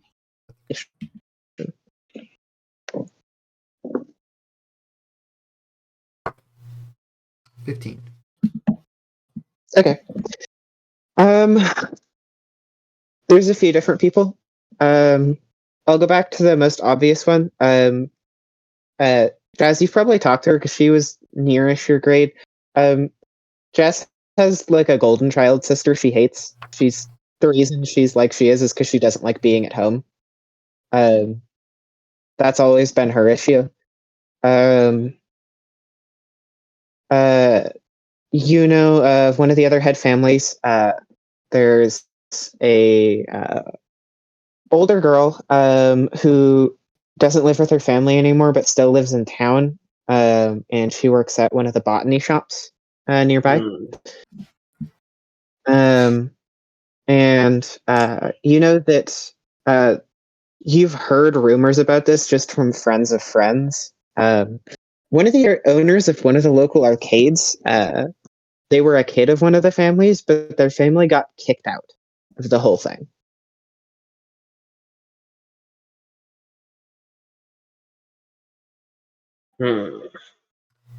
Well, we could try just sister. They're kind of not copacetic. Oh no, Jess is the one who has the golden child sister. Jess doesn't like her family. That's what I meant. Yeah. Jess's sister is the one who's like a golden child. Jess doesn't like her family, but let the demon take her willingly. Yes. That's interesting. Yes. I think that Elliot is like kind of thinking and says, so we can either just try and find Jess and go in guns a-blazing, try and kill this demon, or we can actually try and learn more first. I mean, either way, we're fighting a demon. It's going to be hard regardless. Definitely a shotgun.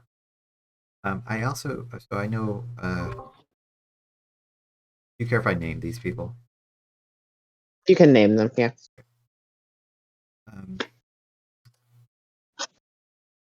So I know a couple of people who might be able to help a little bit. Rebecca, she works at the botanist shop. She doesn't like her family very much. You guys remember the or know about the old Bits and Blitz arcade? Anyways, one of the guy who owns it, their family was kicked out. I think his name's Jay. For their last. That tracks.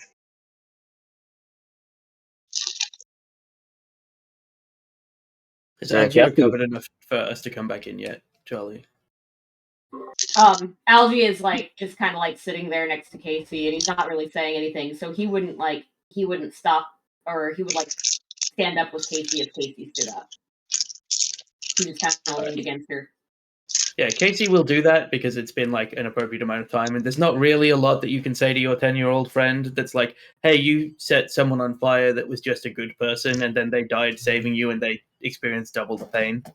Didn't Casey throw the fire though? I was going to, but Algie did it. Oh, okay. I was going to do it, but Algie did do it. Okay. I think we walk back in. Sarah, what are the odds that my family just has a shotgun? Like, do you have the prepared move or the wealthy move? Maybe. I don't. I will also just let you roll a flat d20, and if you get a 20, you can have it. Sure, I'll roll it. Do I get adversity tokens if I don't get a 20? You don't get adversity tokens if you miss. I didn't roll a 20. Okay. Your family does not own a shot. Your family may own a shotgun, but these are shells that are specifically 20 gauge shells. So, but you also need that gun. This is a piddly ass shotgun. Yeah, that's a small ass.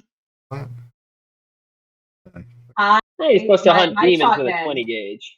I will say that my shotgun is 20 gauge. It's easier to find ammo for.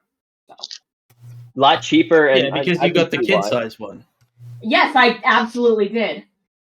What we need is a 10 gauge.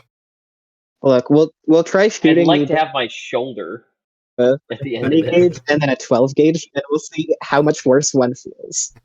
So we'll so I think Casey and Algie walk back in. Casey says, any luck? We're getting some answers. Not I have a question. Beyond what we already know, really. I do have a question about the lizard bird. Ash, I was attacked by some kind of lizard bird creature. It got really cold. Maybe there were a couple of things, but it got really cold, and my car, the bridge, like it crumbled in front of her or disappeared. I don't know. Disappeared. The bridge disappeared in front of me, and then, a bird lizardy thing grabbed my car to stop it going in, so maybe it didn't attack me. I thought you meant the creature. No, the bridge specifically broke apart or crumbled at the last moment, as if it naturally. Sorry, my bad. The bridge kind of disintegrated in front of me, and then my car got grabbed by this thing. Do you know what that is? Lots of strange things are on high alert lately. Not specifically. Are any of the 5 of us being targeted at all by any of this stuff? It sounds like the demon eats a girl every so often from a family. They look to Jazz.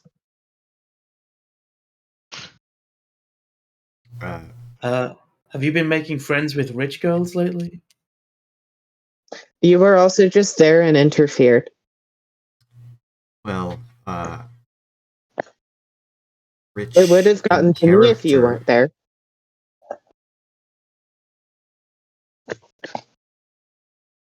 Okay. I mean, the demon doesn't.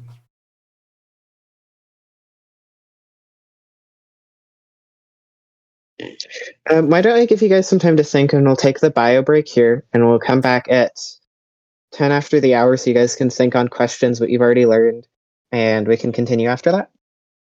Sound like a plan. All right.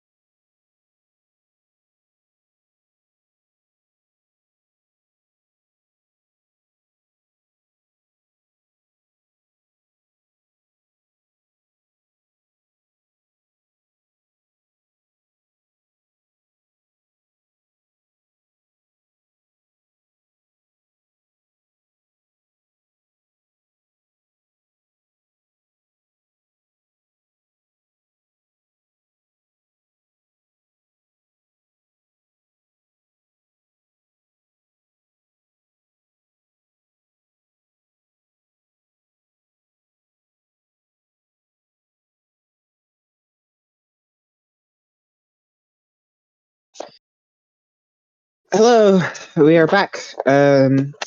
So to launch right back into it, do you guys have any more questions? I'll resolve the DC 10 check that earlier. We had Casey in the background. We realized there would be a check they could easily pass. They did in the background for some information. We'll resolve that in a second. Does anybody have any more questions for Ashlyn?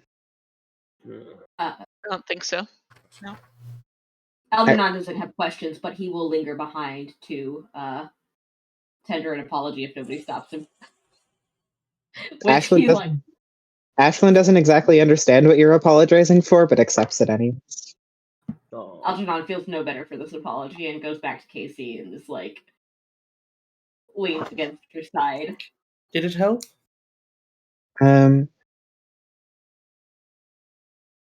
Do you want me to resolve the DC 10 check really quick too? How did he get access to a phone? After talking all about this, do you think it's probably someone who is sympathetic in one of the families? That just makes the most logical sense to you. You can put those puzzle pieces together in your head. Okay. Casey stops flipping her keys that she's been flicking like a fidget spinner for the whole conversation, and just shoves them into her pocket and goes, "Fine, let's kill a demon." So I wouldn't want Jazz to die now that she's uncovered her long dormant lust for Alice is reciprocated. let's not talk about this right now. We don't need to be talking about my potential love life. You two were macking on each other. Not as such.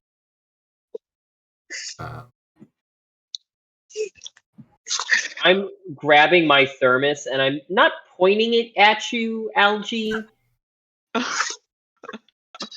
You're not? Elliot's dad would have a shotgun. He has multiple guns, but he's not going to let you take it. That sounds on brand, honestly. Never stopped me. He's not been in this story at all. So, I mean, I guess our main question doing this, it sounds like we're doing. We can try to find Jess, or maybe the radio host. I feel like talking to these people. Jess would have, out of character, Jess would have a phone number you guys could also just call. Like a cell phone? Yeah. 1990. Wow. I think Rich girl. None of us, I think, except for Algie, could afford a cell phone, and it's been clearly documented that he has a pager. You would also pages were not as big a thing as Algie having one, but I like that he's on the pager bandwagon. He's like, I don't believe in cell phones. Pages are the future. I just want to keep that option out there because it's one of those things where your characters would know it. Also, none of us are super close to Jess, right? No. Maybe she got by Demon May. You know people who would have her number. It's not something I would make you track down, so to speak. I mean, yeah, if it's that simple, and she has a cell phone, which new technology. I think Casey will say to the others as we're kind of heading out. We could just also get Jess's number from Miles, right? Maybe she will answer and be helpful. She probably left with the demon willingly to protect the kids, right? Do you think Miles is friendly? With us? Yeah, do you think Miles... Sure, because he's an idiot. Yeah, Miles too What if he stupid. knows something about this demon, though? He's not one of the families that's connected. Have you met Miles? He works at McDonald's. Fair enough. He Always. works at 4 different places. Anytime you go to somewhere, he's the NPC that appears to serve you. He's just one of those guys that has a part-time shift at 8 different places around town. He works 1 day a week at all the places, but it just so happens to align that every time you're going there, it's him. He just tells his bosses when his shifts are. That's how his life is. He just shows There's a group chat of local small business owners just to manage Miles's schedule. Yeah. No. I Basically. have him Friday night. Basically, yeah. Let's go talk to Miles. Productive. All right. Where does Miles work this day of the week?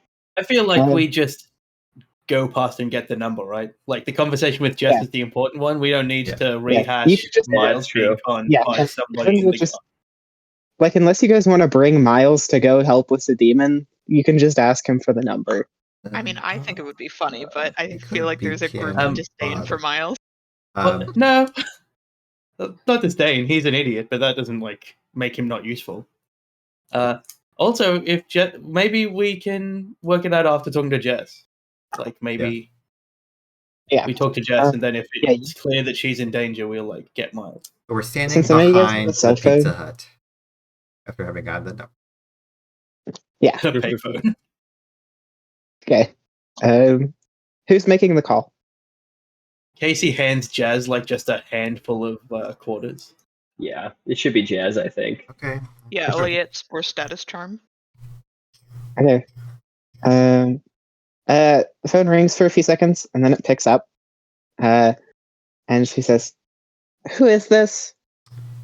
Oh, hey Jess, it's Jazz. I got your number from Miles. Yeah, Looks like I did give you my number. God. We were actually wondering where you were at. I hadn't seen you in a while, and we wanted to talk about the stuff that happened the other. I'm at my parents' house right now. Can you meet maybe somewhere else? Again, this is one of those times I'm gonna have you roll charm to have a social intuition on someone. To see how well you can pick up what she's gonna convey here. Rolling pretty good. Got here. What's the DC?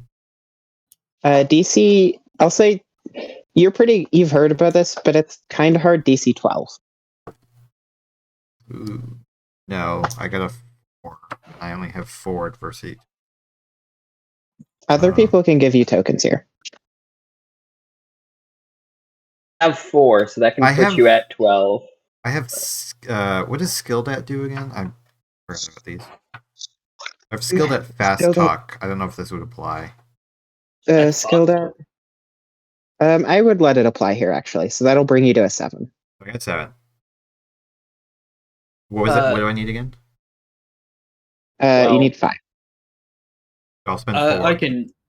I'll spend 2. Like if that's. Do you want to?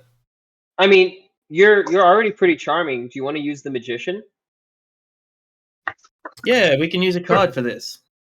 So I'll just spend 1 and the magician. I am now the magician. So my persona is. I was thinking about that a little bit. Okay, so as you spend the magician, somewhere far off you can hear the sound of a light fire burn. And as you say this, she says, I have chores to do today. I'm really busy. There is clear distress in her voice.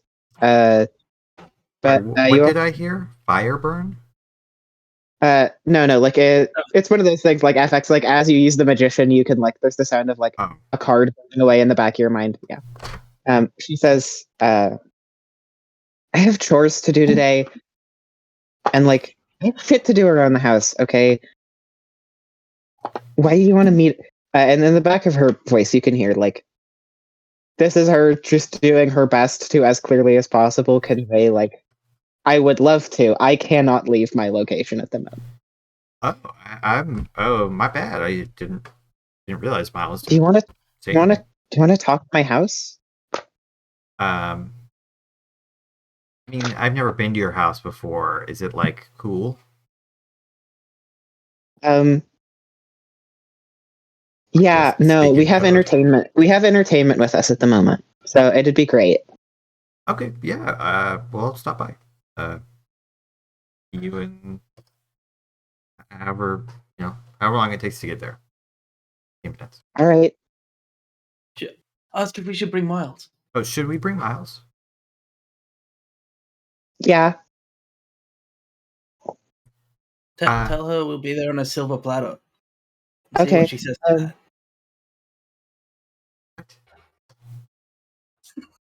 that. We'll be there soon. Don't call this number again today, and then she hangs up.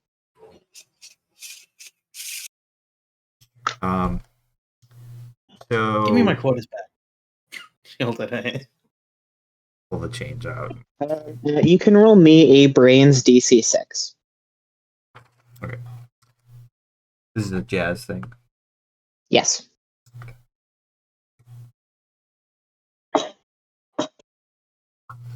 Four. I will. Why not? I'll spend 2 on it. Okay. You hear the voice. You heard what very clearly sounded like somebody in the background, muffled and struggling against something. Oh boy. So that was it.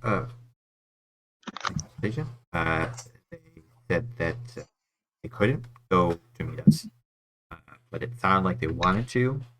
So they were trying to make it sound like they didn't want to, but they said that we could come over, and it sounds like it's safe right now because they have entertainment.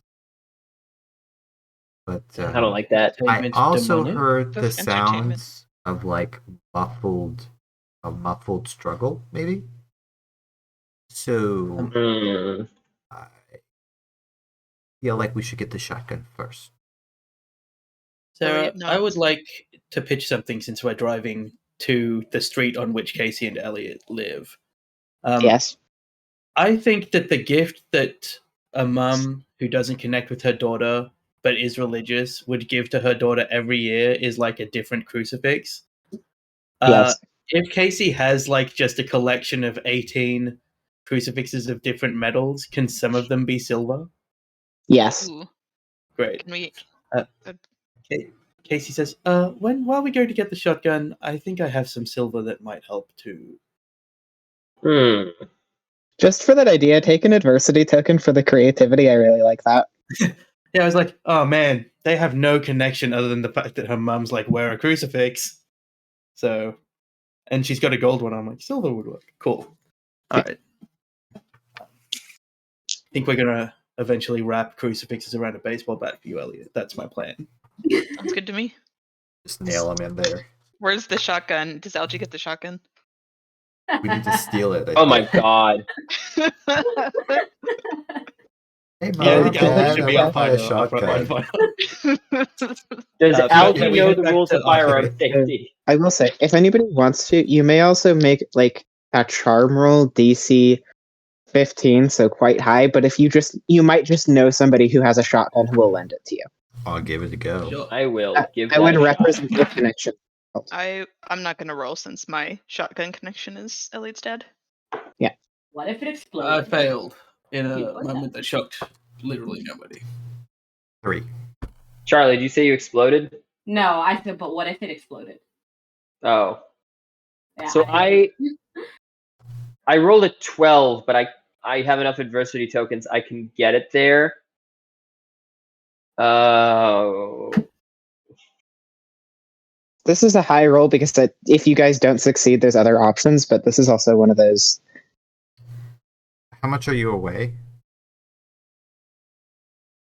I'm only 3 away, and I have 4 adversity tokens, so I can get there. I can give you 1. I think I have no. two as well that I'd be willing to share. No, save them for your own rolls. It's fine. I'm just trying to think like. Sean, I have 7. So I'll give you 2, and you can spend 1. If does this success mean it's an easier time than dealing with Elliot's dad? Like, because you said there's a problem with that. Elliot's dad would not be willing to part with his gun. Like you would have to take it, or steal it. This success would mean that Kevin I would let Sean say, I know a guy who's a friend of a friend. He has guns. He owes me a favor. He'll give me a shotgun. All right, I will. Yeah. I'll give you 2 to get. All right, and I'll Maybe spend one of my own. Maybe it's And, like somebody you worked for. Yeah, that's what I was thinking. Like, I've done a job for this person, and if I call and say, "Hey, I need to borrow your shotgun for a night. Got a job coming up, and I just want something in the back seat to make sure that shit doesn't go sideways. They owe me a favor. I think this is probably just like some old guy you've painted his fences for a few times, fixed up his house. It's like, oh yeah, I know the kind of trouble you're dealing with. Like, Boy. yep, sure do, Crazy Joe. Thank you. You need a shotgun? Well, I can provide that for you right you hear away. this? I've got shotguns everywhere, man. All right, I got shotguns up the ass. I got shotguns up the shotguns. I got a shotgun and shoot Not what we meant by Star Chamber, but it's okay. All right. Great. My I justification Elliot- for why I'm taking a pansy ass 20 gauge is I'm worried about over penetration.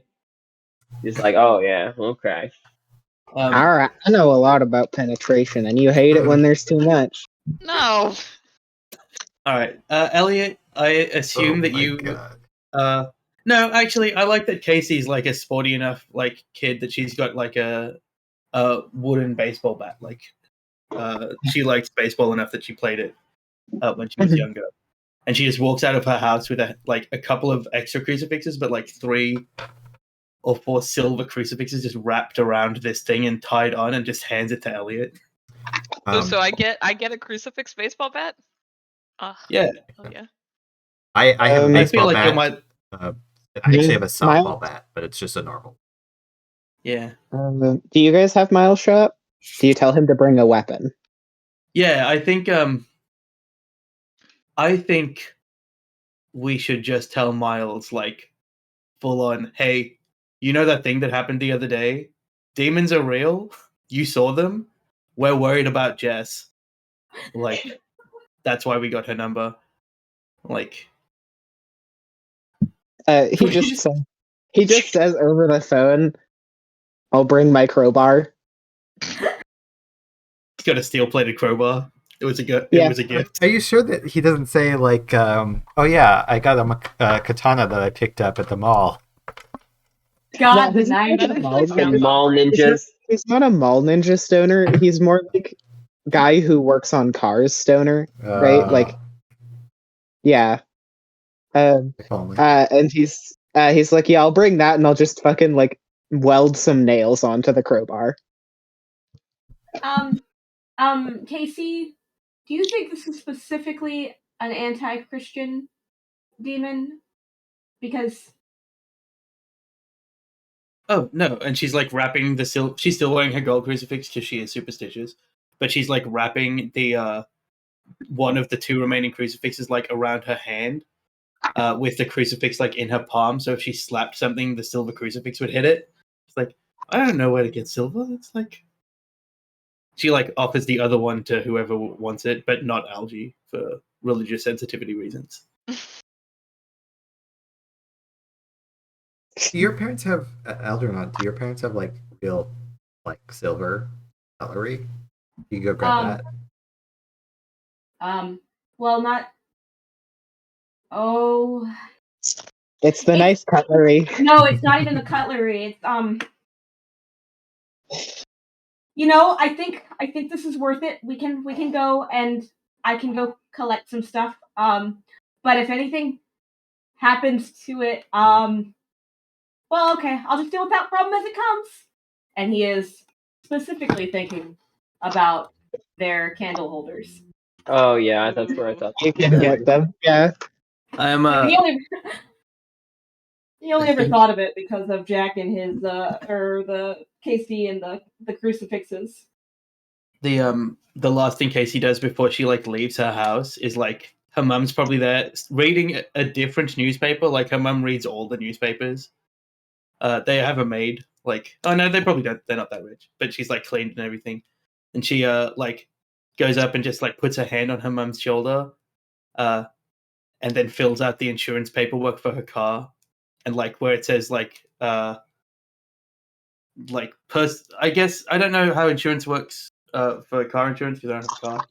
But wherever she would put who like her car goes to, she like writes a letter and leaves it to say that Elliot gets her car if she dies. Oh. Like Yeah, there's holographic I don't wills. know how that would work because, like, I think Yeah. you'd have to get a will done. But I I don't think think the it's parents an wouldn't care. insurance thing, but Holographic wills are a thing. That's perfectly legal. Great. I'm assuming Algernon's parents work, so it's probably fairly easy for Algernon to go dig in and find the family's menorahs and bring them downstairs, like Oh my juggling God. because he's got one for each family member, like all piled up. You can, yes. A I think you have- pitchfork menorah is the greatest weapon I've ever heard of. That's not where I intended to go with this character. Killing a but demon with the menorah is really a kind of mitzvah in its own way. Yeah. Ah. Yeah. So Right. that's what he brings to the. we rock up to the house. I would also say Jess's family is probably like Orthodox Catholic enough to have like fucking just random sit arounds. Yeah, I just feel like Jess would think Yeah. or know where it is, doesn't care about that. Alright, you guys rock up to her house. It's like a nice big fucking house on a hill next to a river. We're like strapped. We've got like baseball bats. Yeah. Algie so I has like a menorah strapped to their back. Did I I just want to say Something. that the shotgun is strapped to my back under a jacket. Like I can get it and flip it around and out, but it is like under the jacket. Yeah. You guys, I will say, even with any other, you guys will look suspicious, but I'm assuming you have the weapons like ass out, like somewhat. We look about as suspicious as a gaggle of chuckle fucks of this age group can look. Did we say this is 1999 or 1998? 98. Like the very end of 98. I was gonna say I was gonna make a Matrix reference, but the movie's not out yet, and I know that the trailer doesn't show hardly anything. Yeah. Thing in a specific alternate reality, and the only difference. The is that Matrix they- reference isn't going to be worth it. Like, No. but I think Casey says as we're like approaching, "Hey, Miles, you know a secret way in to go see Jess, right?" Like, just of course you do. That's what like boyfriends do. Yeah, sometimes I crawl up her window. I crawl up the tree, and then he throws a rock at one of the windows high up, and you see the window swing open. Okay, we should try that, I guess. Is Miles large? Like, is this tree also going to hold up Elliot? Miles is big. Yeah, Okay. he's short, but he's like 5'2" pounds of just like stoner muscle functionally. Like he's got the pot belly. Gotcha. Okay. I was worried that Elliot would just like fall out of the tree and break a leg immediately. So good to know that it's not the case.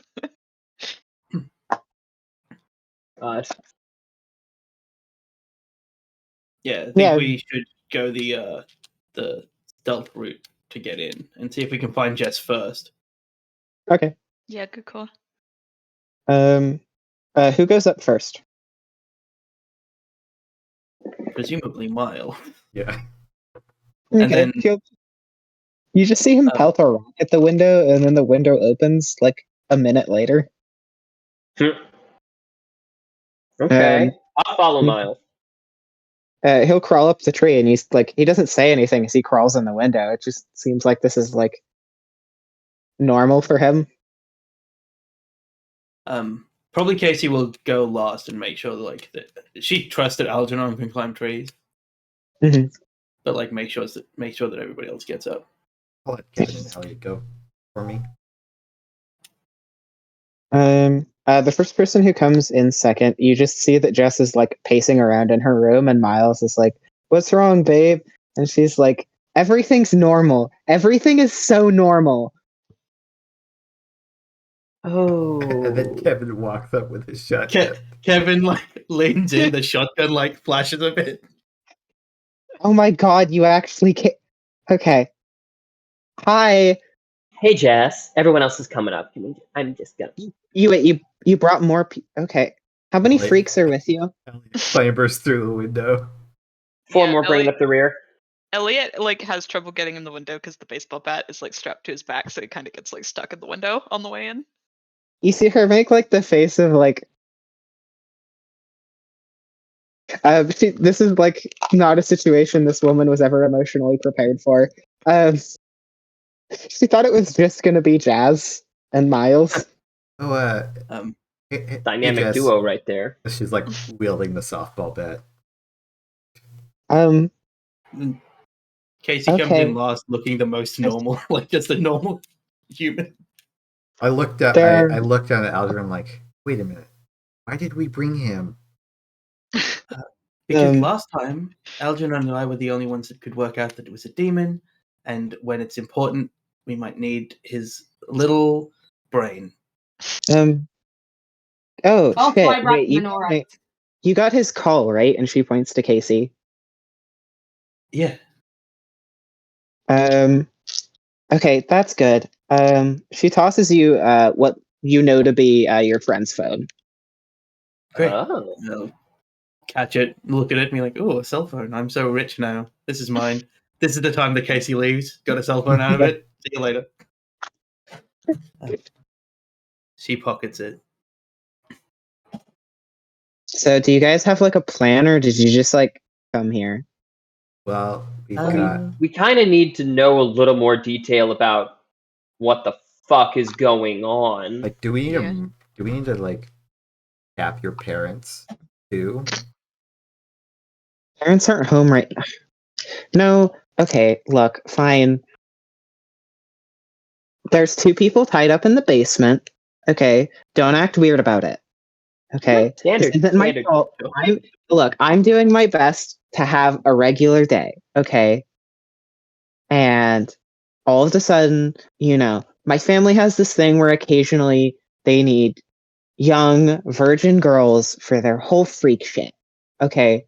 And that's not my problem. Okay. Hey, nobody thinks you're to blame for this. Like, if we were all to blame for our shit parents, like, it's just not the way things work. Look, But okay. You've got your friend there because he started snooping around. yeah, Okay. he's kind of an asshole. It's fine. Like, Yeah, he kept thinking I was gonna like try to kill him when I offered him the phone. It took like 6 tries. I don't know what the fuck's wrong with him. Wait, so Uh, who's the and other then- person? So if I didn't find somebody, they were gonna kill me. So because they needed a virgin. she pulls the gun out of her pocket and like vaguely shows it to you, jokingly. Casey's more like looking at Miles's reaction. And then she like, but, and then like, she fully mimes knowledge. and then she mimes a finger gun and points it at her own mouth, and then like pulls the trigger. Mhm. And then she's like, "No, look, okay, let's not talk about that. That's not related." And there's somebody at school I know who I think is like kind of a dick. Maybe not, but she's like a little bit of a freak, okay? And I was the one who had to make the choice because it was going to be somebody. So there's a girl from school, and I'm going to say her name, but none of you would know them necessarily. They're a recluse. Their name is Salem. She's like, Salem. I found them, and I thought, fine. If it has to be somebody, let it be them. And you can tell she feels terrible about this. That's very apparent on the surface. Where's the demon? Well, yeah. Okay, whatever. You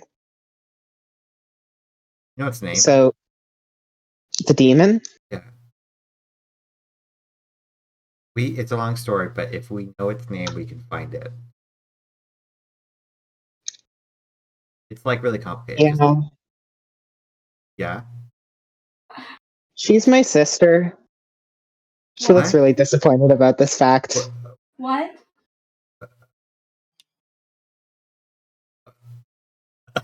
There's a like The camera is just like back on the rest of us. Like, Listen, man, I don't ask about your family, okay?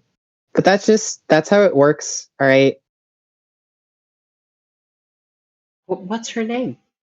Her name is Rebecca. A demon. I'm is not your calling the sister demon named Rebecca. Rebecca. Okay, she's okay. Well, it's more like she's a normal girl, and there's a demon inside her, but they're basically the same thing at this point. Is Rebecca can a dick? I- That will make me feel better about the situation. Is Okay. Rebecca what? they're a demon. Is Rebecca a dick? She's an asshole, yeah. I mean, everybody Okay. knows that, right? Yeah, no, Can she's I a terrible. roll brains to know if from my conspiracy theorist host friend, I've ever heard of a way to like exorcise a demon from somebody like fully? Only brains DC 6 because this feels very within your wheelhouse. Well, that was irritatingly a 19. Okay. Well above. You know that a lot of people believe there's like Bible shit involved? Not true. Yep.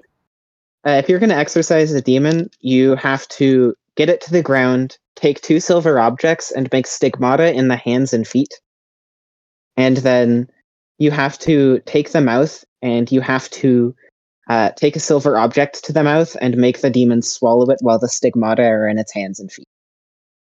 Huh. I take the last crucifix that nobody like asked for, and I will take like break the chain. Well, not break, but like detach the crucifix and be like, okay, so I don't want to go into why I know this. Look, it's late at night when I'm working, and sometimes we just talk during songs and stuff comes up.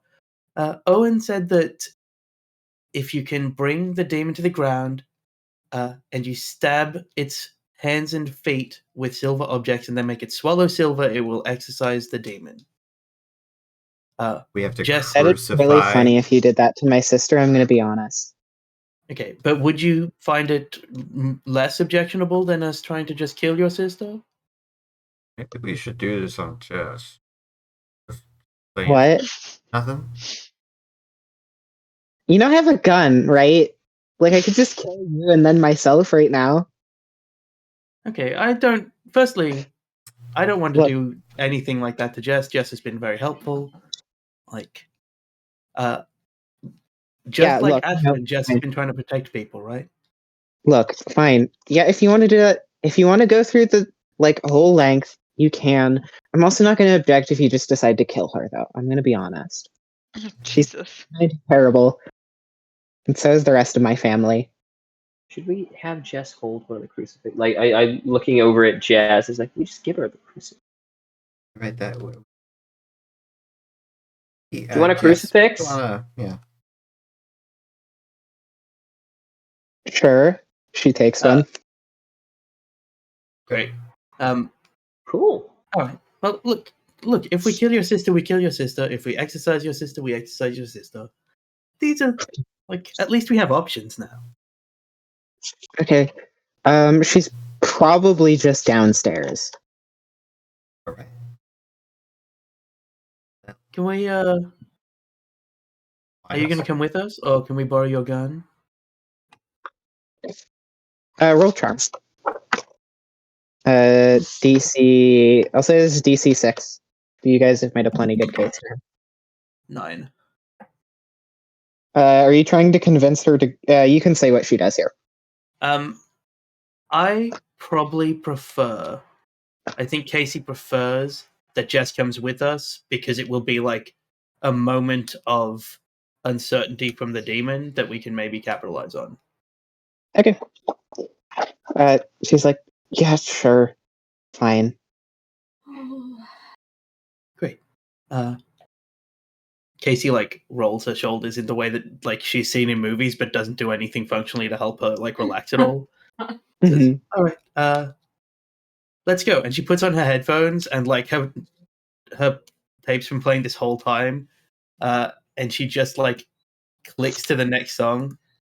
I'm just gonna randomly pick which song it is, and it's "Runaway Train" by Soul Asylum, and it's like such a weird song, but the name is good, and she's like, okay, getting hyped up as we start to walk down. Elliot's also gonna say Rebecca to the compass. The compass points down. Points down. Algie replaces the tape to a new tape in his Talkman, so at least their deaths will be recorded in posterity. Before holding like Casey's hand, and he just like rolls his shoulders just like Casey did. Do you guys want to use the nightshade shit you made earlier? Yeah, fuck yeah. I start sprinkling that on myself. That's like I do the like the if you've ever like seen, I do the just at people like it's holy water. Jeff just looks at you as you're doing this to other people and is like, "What the fuck are you doing?" I throw some at her face. It'll help, probably. Yeah, is this your dandruff? It's fine. Jess is a witch now. Yeah. Yeah. So, watch yourself. Oh God. Watch yourself. She does. I'm watching both of us. I'm actually going to pull out the book of spells. My hands in the nightshade. Flip through and, just repeat the incantation over us one more time, just in case. Yeah, you guys all feel significantly more protected. Okay. Unfortunately, as you guys get down to the basement, the door is locked by like a heavy padlock.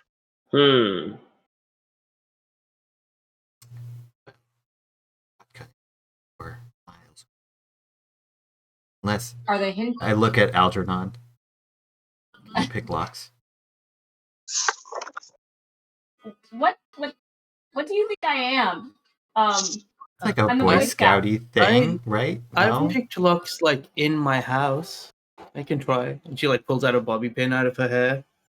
Just makes her hair look better. Brains DC 12. Scouts are trustworthy and obedient. Picking the bobby pin like goes into the lock for a second, and like it feels like it's moving, and then the bobby pin snaps because it's like a heavier duty lock. You're gonna make a dominatrix very happy one day, Alder. Why are you saying that to a child?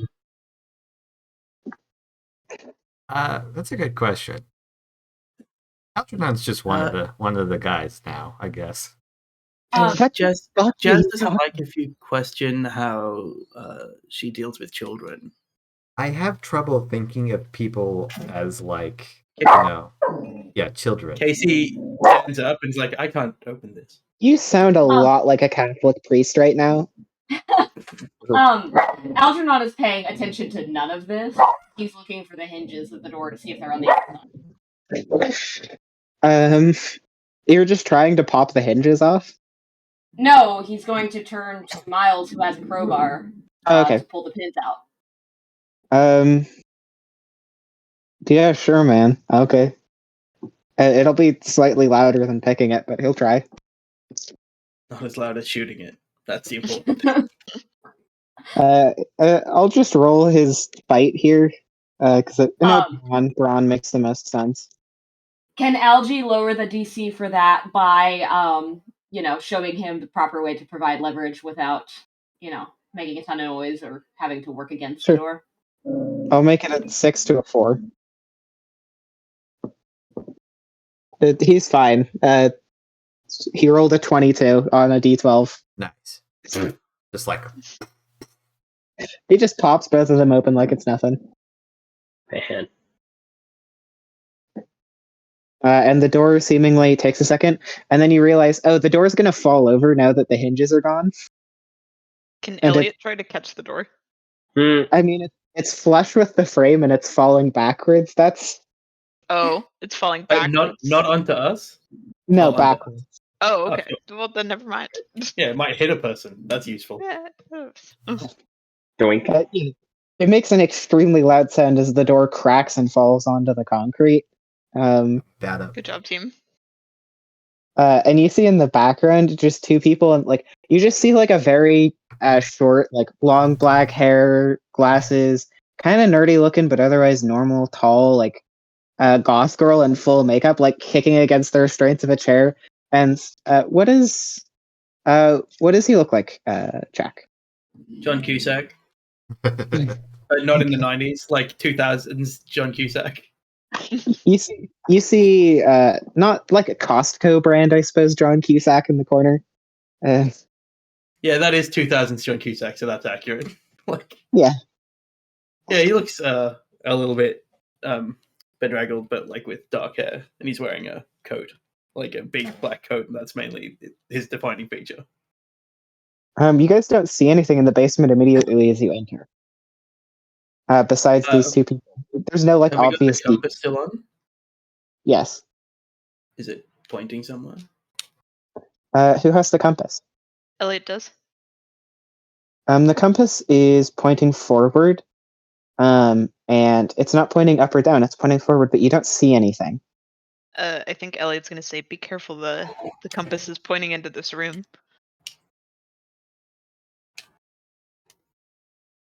Would anyone here describe themselves as somebody whose primary sense they rely on is hearing? Yes. Algie too, because his sight is shit. Musically inclined, so. I work at a radio station at which I'm a producer, is my response to that, but I don't think that Casey is. All three of you would hear the soft sound of breathing in the room, of something very large. But we can't see anything? Nope. I'm just gonna go in and like start swimming. Wait. Yeah, I was gonna say Oh, wait, Elliot has a flashlight.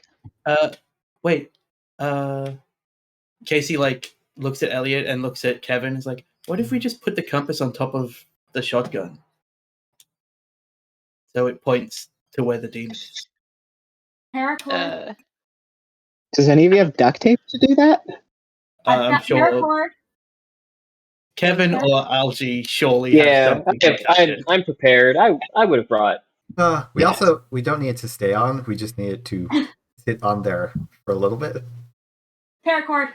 And like Algie like pulls off his paracord emergency necklace that used to be hidden by his neckerchief that was sacrificed to You could tie the compass to the shotgun.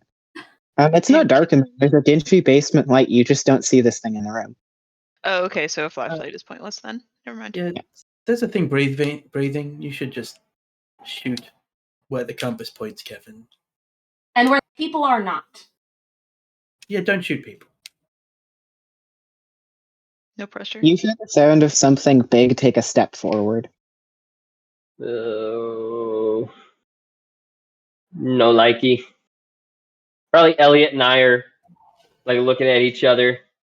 The whole fear shit. Yeah. Oh, fuck. Uh-oh. We're all just waiting for Kevin to shoot this gun, right? I mean, is it like? So I mean, I'm just making sure I understand. We can't see anything in the room because there's like some utter lack of illumination, but we can definitely hear the big thing. No, it's not visible. Yeah, it's not visible, but the room is visible. Oh, it would perhaps be better to say that it is invisible, while it's invisible. The room is illuminated. Throw a Coke can at it. Actually, that's a good point. You can also smell the faint smell of Coke in the room still. Yeah, we did it. Yes, my master plan. You hear the sound of another step taken forward, and then you hear a what? And you can hear it winding up. I will shoot at the noise of the winding up. Just kick some ass. Roll me fight. Do you want to use a card for destruction? Yeah. Yes. Let's use the tower. And we'll see how this thing goes. And this is planned, right? Because we like put together the whole thing. Yes. So this will be a brawn. Okay. Tell me what you get. All right. Hand clapped over his ears. Algernon is just like hunkered down when he sees the gun. 8 explodes. And 6. 8 and 6 is 14. +1 for fight, 15. plus 3 for the tower, 18. Okay, so you're trying to beat a 13, so you are 5 above. I will give Um, you 7 adversity tokens. But my God. this creature has the tough trait as well. So it only matters if it's going to lose, but it's going to take that forward, as well as it has. Where is it? I wrote it down here somewhere. Okay, yeah. So what's your total? It was, what was it, 18? Yeah. Yeah, plus 7 because 25. it was Casey's plan. So I think that makes it. So its total is going to look closer to 16 because of a trait it has. Being a monster, it gets +2 to brawn rolls. Okay. So it's 23 versus 16. Yes. 25. Oh, sorry, 25. 25. So that means let's look here for combat. Attacker's roll is greater by 7 or 9. The attacker explains their attack, and the defender explains how they respond. The attacker can alter any of these details as the defender explains them. The effect: the defender is hurt badly. The bullet hits them dead on, and they're losing a lot of blood. So you're going to hit the monster dead on. What does this look like? I just want to ask one more thing. Is there an extra bonus for the shotgun shell being silver? That you can actually hurt it. Yes. Oh, so it's kind of one of those invulnerable type things. Unless. Yeah. Gotcha. So I'm going to say that probably the creature doesn't become immediately visible, but rather the gaping hole flecked with silver appears in this thing's chest, and just an avalanche of blood starts pouring out of the wound. Our ears are all ringing from the shotgun in enclosed quarters. You guys all remember to bring headphones because you were warned about the noise. I specifically mimed and said algae covered, and I think Casey had headphones in. Yeah. Yeah. So of course, the bullet hits this thing dead on, and this thing is like, you see where there should be something. You just see like a flecked hole, and then like red, almost like fiery red blood starts pouring out of what just hit something midair. And almost like a chameleon as colors reveal itself. This thing makes it seen to you in broad daylight. It looks like a almost if you took a Komodo dragon, save for if you pulled out its limbs farther and farther and stretched them out and kept adding joints all along these arms. Ooh. I hate that. And then the tail seems to split into two. And as it does near the very end, these two tails seem to have these long black metal spikes. And the neck is unusually long. And this thing's face has no eyes, it has no mouth, and two large protruding horns spear out of the head.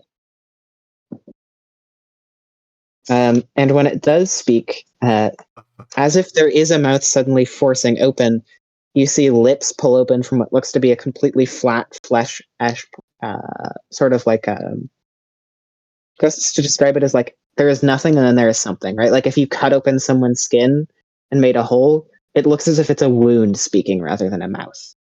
Oh. And as this thing's mouth opens, it stares at you, and in a completely normal way says, it looks at you and it's like the horns point towards you, and it just starts belting out this ear-piercing scream. Casey, you have headphones on, right? Mm-hmm. Zombie by the Cranberries is playing. All right. You're fine. You don't need to make a roll here. Everybody else, this grit check will be lower than before because of the protection. So you're going to need to make a DC 7 grit check. Everybody except Casey. Is Algernon's affected at all by the fact that he covered because he saw the shotgun going off? No, your ears are not enough protection here. Your hands aren't. Got it. And you said DC 7 grit? Yes. So I got a 3, but I think with the tough trait, I'd add +3 to that. So I technically think 6. I would have a 6. Okay. Had to spend an adversity token, but I made it. Yeah, I think I'm going to spend my adversity token. I'm going to spend mine too, actually. So I'll spend 2. The way wait. tough works is if you want to add the +3 from tough when you lose a roll, you still always lose, but by a maximum of minus. But like it can bring it to a -1. Oh, I'll I- just keep it at the tough then, because like I don't have enough adversity tokens to actually Yeah. make it through that. I rolled the wrong die, and when I rolled the correct die, I actually made it. Okay, put all the rolls in chat then. Okay, so Casey and Kevin. The other three, specifically, I'll say, Elliot, you don't pass out or anything, but you are brought like hands to the floor.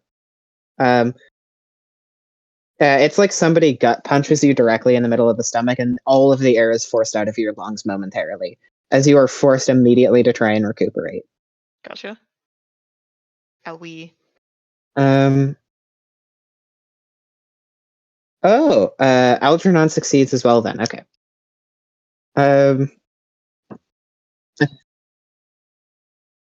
With Jazz, with your 3, you just hit the floor.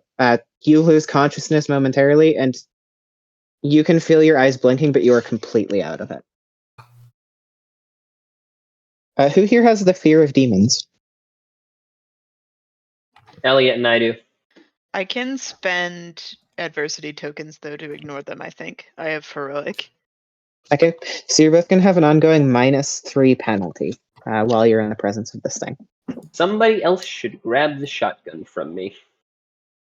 As you're fine, but you are persistent and completely terrified of this thing in front of you.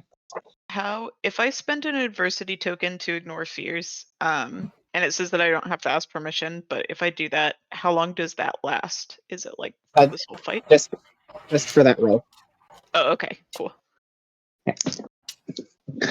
And this thing stares at you. You've wounded it quite badly, but this thing is still alive. If this were a normal person, that likely would be a lethal blow, but this thing can keep going from what should be a lethal blow. And this thing is going to, as it's been shot and there's the momentary shock, Miles stays up, Jess goes down. Same as Jazz. This thing begins to charge at you. Who of you is in the front? Probably Elliot, unfortunately. I mean, I had to be in front so that the shotgun blast didn't kill my friend, so. Yeah, you're gonna get fucked up by this thing then first. This thing is gonna try and gore you with its horns. Perfect. Yeah. You are receiving protection from the Nightshade, which is significant, so you're gonna take a +3 to this roll. Okay. When you're holding against it. All right. And you're wearing a crucifix, right? Yes. Okay, so you're going to receive a +4 total to your roll here. +4 total. Got it. You're going to roll me. You can roll brawn or flight to get out of the way. I will definitely be rolling brawn. It's going just for Kevin, right? Not Elliot. Yeah, just for Kevin. It's trying to gore or Kevin. Okay. It's the one that shot him. Her. That explodes. That's a 10. It's like the opposite of D&D. I swear to God. 5. So 10, 5, 15 plus the 4, and brawn is my other +1, so it's total of 20. Minus the 3 because you're directly in front of your fear. 17. Okay. This thing rolled an 18 total. Being a monster, it rolled a 15 on its d20. It gets a +3 to tough rolls because it's a monster. Uh-oh. Fight rolls because it is a monster. Can I spend one adversity token to beat with or to meet? Would that do anything or no? Yes. When your defender's roll is greater or equal to then the defender narrates the outcome. The projectiles miss, the blows don't land or hurt them enough to matter. Okay, then I will spend one adversity token to meet it, so that I can avoid this. And I have narration power. You have narration power, but it's nothing more than like, how do you avoid getting gored? Gotcha. I'll just say that as it comes at me and tucks its head down to gore me, I just get the shotgun, kind of like almost holding it like a door bar, and catch it on the horns I probably get lifted up on the horns, but the shotgun and I get lifted up, and I'm able to avoid being gored, but I'm probably like perched on the horns / head of this thing. Yeah. The wound or the mouth is going to be, while it's on, is going to try to continue to rampage forward, like lifting you up holding the shotgun. Can Casey, seeing that Elliot stumbled from the scream, grab the baseball bat and just try and like slam it into this thing's chest as it runs forward? You absolutely can. Great. This is going to be very bad. Roll fight. I will be right back. Mine didn't explode because I'm not Sean, so that was a 4. Oof. This thing rolled an 8. You try to slam the baseball bat into this thing, but I think it just uses like one of its hands and just grabs the lower section of the baseball bat to sort of like ineffectually reduce your grip, and then just turns your hand to the side and throws you away. Into the room? Yeah. Great, I'm going to go save those prisoners. And the demon is seemingly charging specifically towards Jazz. Okay, I was just about to ask, am I like out for the scene, or how long does this affect me? You're just on the ground and dazed. You're not out. But like anything you do to get up, you're gonna sort of have a struggle. We'll say that is -3 to your next action. Is Miles was still standing, right?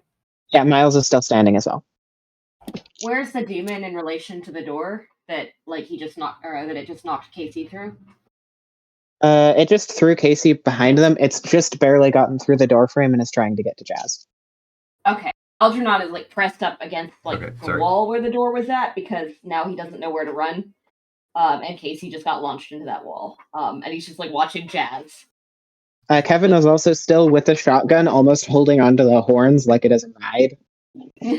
So I need to make a brawn roll. Yes, brawn roll. -3.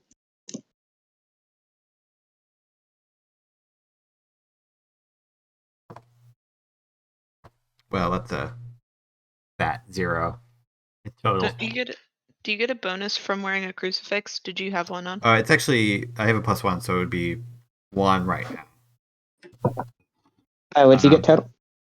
I rolled a 3, so I got a +1 from team, so I'm at a 1. Okay. That's not good. I can spend adversity tokens. I don't know what I need though, so I don't know if it's gonna matter. This thing got an 18. I can't. All right. I don't think you'll die instantly. Oh no.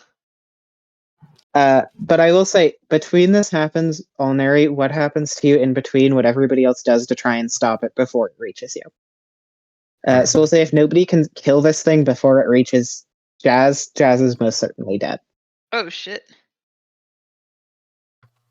So Casey got thrown into the room, right? Yes. Well, presuming that Kevin will shoot it in the face at some point before that, Casey... I'm really gonna try. If Casey can see what's coming, Casey would try and sprint back through the door and push Jazz out of the way. I will let you roll flight against this thing's flight. No, Jimmy's better. Sure. She's trying to do it not caring if she is in the position after, if that makes a difference. I'll give you a +2 to the... Alright. Well, this one did explode. Great. The one to kill myself exploded. 12 plus 2, so 14. Okay, you will be in the way when this thing attempts to kill what it is trying to kill. Great. I just trust Kevin will shoot a thing hard enough.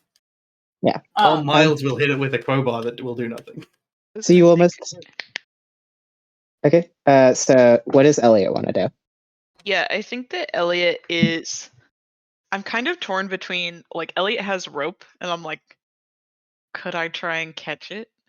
Or would it be better to just hit it with a crucifix wrapped baseball bat? He could also potentially have a menorah in hand. Can I specifically, can Elliot try and hit its knee to stop it from, like, running forward as fast? So instead of aiming to kill it, he's aiming for its knee to, like, make it fall over. Yeah, you can try. I'll say that's a fight versus Brawn. Okay. But you'll have a better effect. You might not kill it, but it'll slow it down. Okay. Okay. That was an 18. Yeah, tough is only for losing combat rolls. So 18 plus maybe 1 from the crucifix on the bat? Yeah. Yeah.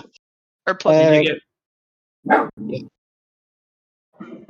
get plus 1 you're fight gonna just for spend being the Are you going to spend the adversity token to ignore your fear here? Yes. So I'll spend an adversity token, Okay. plus 1 from being a teen, and then how much for having the crucifix on the bat? Just an extra plus 1. Okay, so that would be 20. This thing rolled a 13, so it's still pretty good. You're not going to like instantly kill it, but you do. Yeah, tell me what you do to this thing's leg. So I'm gonna say that, like, as it's, because it originally went for Kevin first, as it's like running past Elliot, Elliot kind of grabs the baseball bat that fell when Casey got kind of thrown, and he's gonna try and swing really hard and hit its, I guess, one of its joints on its front leg, but the one that seems like it's holding the most weight, and it's just gonna like hit it like it's a home run. And I'm gonna say, can I describe what happens to the monster? Or is that it won't quite die yet, but you will injure it quite heavily. okay? Cool. Yeah. So the current state of things is that Casey is on the ground in front of it. Elliot has whacked it. It's slower, I guess. Yeah, this thing has to like scramble with 3 legs forward as one of its legs goes completely out. So I'll say that will raise the bar from instant death to whoever is in the way, and this now being Casey, to being a near lethal injury. From how much it's been slowed down. Is that the last action that can be taken? No, everybody in the way can make one. Okay.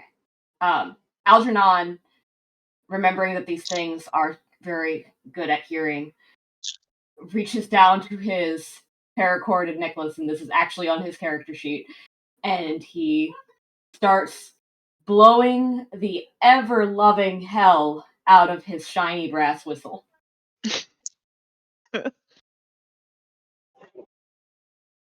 It's his safety whistle. That's why he has What are you trying to do with this? What are you trying to achieve? He is trying to disorient the creature long enough that somebody else can get in a killing blow on it. But really, he's just blowing it because, like, safety. Like, when you see a bear, you can't carry a gun. Just in case we didn't know there's a demon.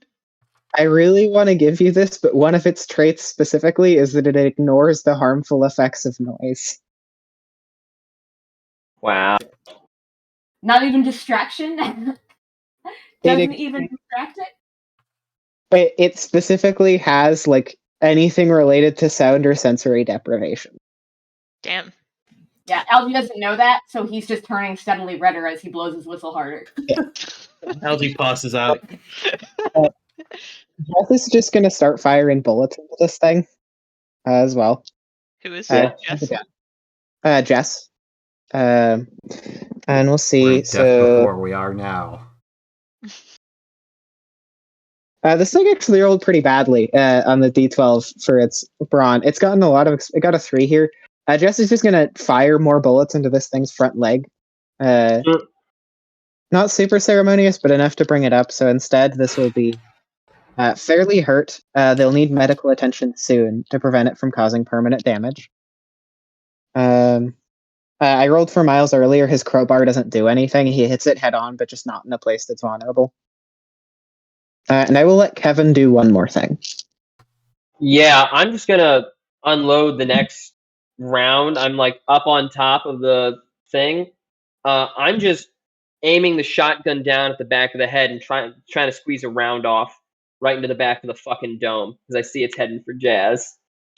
I will say if you get a 10, you can rodeo. You can like rodeo this thing. Oh fuck. Alright, roll me Let's try. I'm gonna roll I'm rolling. This is fight. Yes. Okay. Okay, you're probably gonna be fine then. Fight's not my best, but let's see here. So what is it? It's plus. What do we have the pluses from? Silver Plus bullets. 1 from the crucifix. Yeah. Silver bullets and the crucifix. Silver bullets in the crucifix, and it's only +1, right? Yep. All right. Fight's my other. I'll say out loud. You need any amount you beat a 4 by will matter. You need to beat a 4. Okay. Well, I have a +2, so let's see how this goes. Fuck me. All right.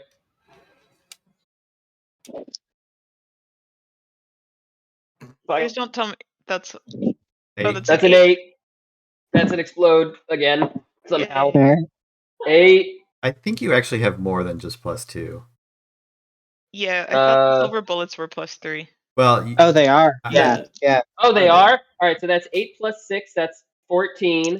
3 from the silver bullets, 17. 1 from the crucifix, 18. And then +1 from fight, 19. you also, I mean, I assume you have protective, and I feel like this is. I do have protective. This is Counts true, for that? yeah. And protective. I think literally Finish him. screaming as I plug the shotgun shell into it, leave my wife alone.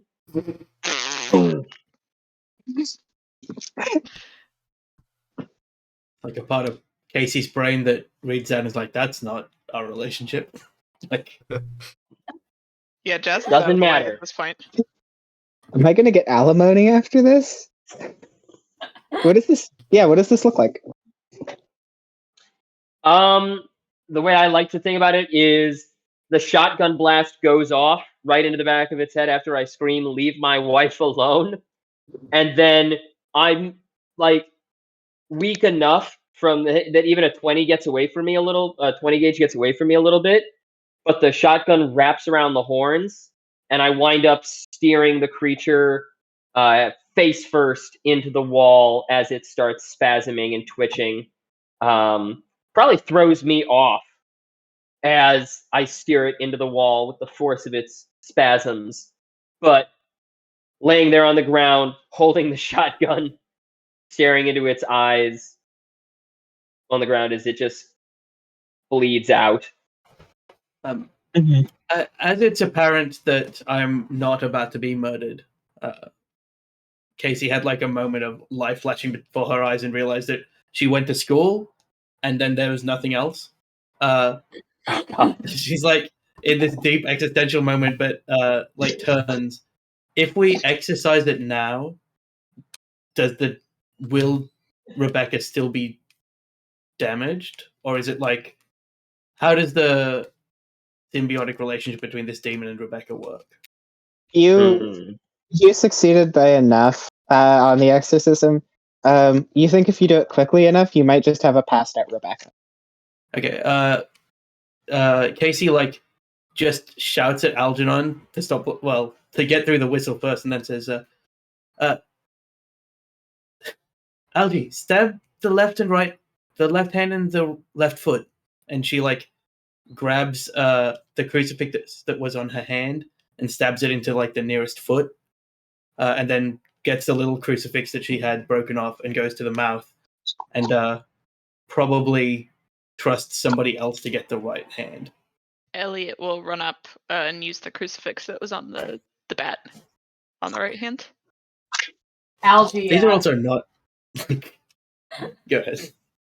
Algie is like blowing his whistle, still kind of like reflexively until he like comes down with that menorah, and then he's like stops because he's been told to get two things, and he's like trying to pull those limbs together, stab them at the same time with the menorah.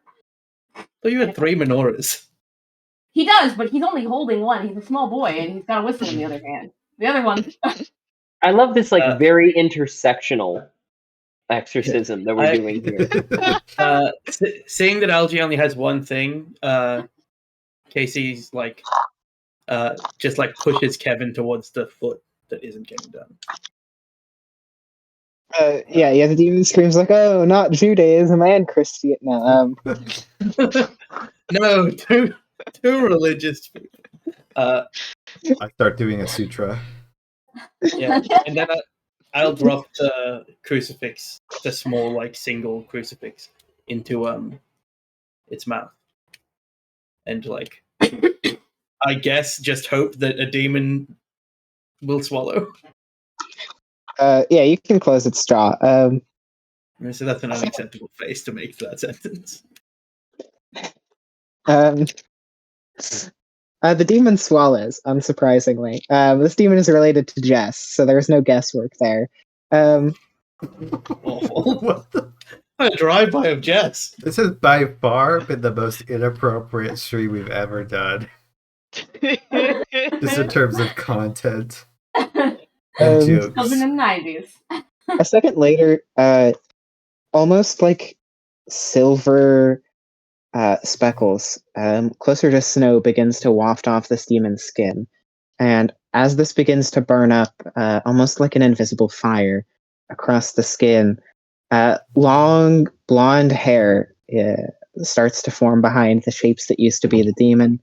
And no less than a minute later is just a tall, blonde, mid-20s woman laying on the ground, completely unconscious. Jess But walks not up with a hole to in the her figure, back. and then Jess walks up to this figure and then slaps her. I'm guessing she's fine. Is that Thanks, it? Casey. Did we do it? Oh, it's fine. You guys should get out of here, like, right now. Yep. Fuck. I'm fucking done with this. I was gonna ask if we have to kill your parents, but fuck it. I'm leaving. Not if you leave Jess now. can kill her own parents if she needs to. And like Casey's pulling Algernon, and helping grab the menorah back off the floor and stuff. She leaves the crucifixes. Like she doesn't care enough about the crucifixes to take them. I'm like holding my head and I limping up the stairs. Shouldn't we get people? Oh yeah, the people. I guess Yeah, in your the old minute boss. that she was in the minute that Rebecca was transforming back, we were probably like Whoa. getting Miles to untie them both. Then in that case, Algie is just like very sadly looking at this menorah that he just completely trashed. And just kind of like following Casey up, like he has forgotten the entire episode that he's just worried about the menorah. I love Mom's the trying to child kill me. perspective. Casey is pulling Algernon by one hand and probably supporting Owen walking on the other, and also like you can see that she like cracked a lot of her ribs like from being thrown across the room, and she just murmurs to Owen, "I want a raise." Like He just a gives a big thumbs raise. up. He's like fully out. He has been tied up, clearly hasn't had water or food for like beyond like the minimum for multiple days. He just gives like a terrified thumbs up. I'll go over to the as of yet unnamed goth chick. Salem. Salem. Yeah. I missed that at some point. Yeah, we all know her name. I She's like the bar and chips. At least you got something to tell your friends. Oh, so, try to help them out. I mean, they're fine, but they're also probably haven't had like water and food for almost a full day now. They can't really speak. They've just got the animalistic, terrified eyes. If I don't want to be here, I want to go home. I start walking out. Yeah, they go with you. They're like ready to run. I'll lead the way up the stairs. We have the silver bullet, like we have the last silver bullet up front of the shotgun or shell of the shotgun, but I'm guessing that my buddy gave us a couple other slugs of just normal, good old American lead to go with it. So I've just got the breech loaded with a couple extra shells. Unfortunately, it's actually German. Sorry. Oh, Hans, what are we going to do about that? Yeah, your shotgun speaks to you in a strangely erotic voice when you breech load it. Of course it does. You'll like it when I stuff it with my little sausage fingers, yeah. All right. Oh. I'll narrate through this portion. You guys can make me leave. You guys say Jess can handle her family, and weirdly enough, you get the impression of, this exact thing hasn't happened before. It has happened close enough that she can handle some of the fallout on her own. Miles sticks behind with her because she's clearly in crisis mode. Do any of you guys stick around the house, or do you all leave? Nope. Yeah, it's time to leave. Okay. Good luck, Miles. I'm loading people into my car. Yeah. I'll follow you in my work truck. Casey goes to sit in the front seat and goes to lift her arm to steer properly and can't, and makes Elliot drive. Elliot's it's the worst lesson ever. Elliot's trying not to freak out, leaning and holding the steering wheel from the passenger seat. No, we'll swap seats. Okay. That would be an Elliot, insane thing to do. I don't know. They're teenagers. It's like the hacking scene from NCIS. Yeah. She gets out and is like, okay, it's alright. We just killed a demon. The car's easy. And gives you the keys. Just broke my mom's menorah. It's alright. If Elliot crashes, we'll break my mum's sedan. It'll be fine. I think that I would be in more trouble for that. Yeah. Than you will be in trouble for this car. This is solid silver. Okay. Over the next few days, there's a as Kevin is driving away, there's a long, drawn out silence. Before, without looking at him, Jess just says, "Wife."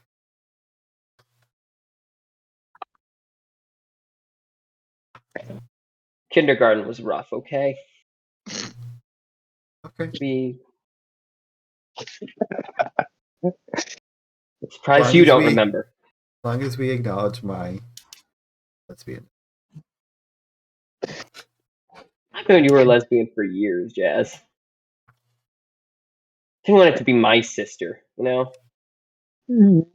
Well, if you two break up, it gets weird, and then you won't want to come over as much. And 17-year-old shouldn't have washboard abs, okay? I what do you want me to do? The woman's a freak of nature. Just I accept it, okay? Just listen, and I'm trying and when to she breaks your heart because of my nature.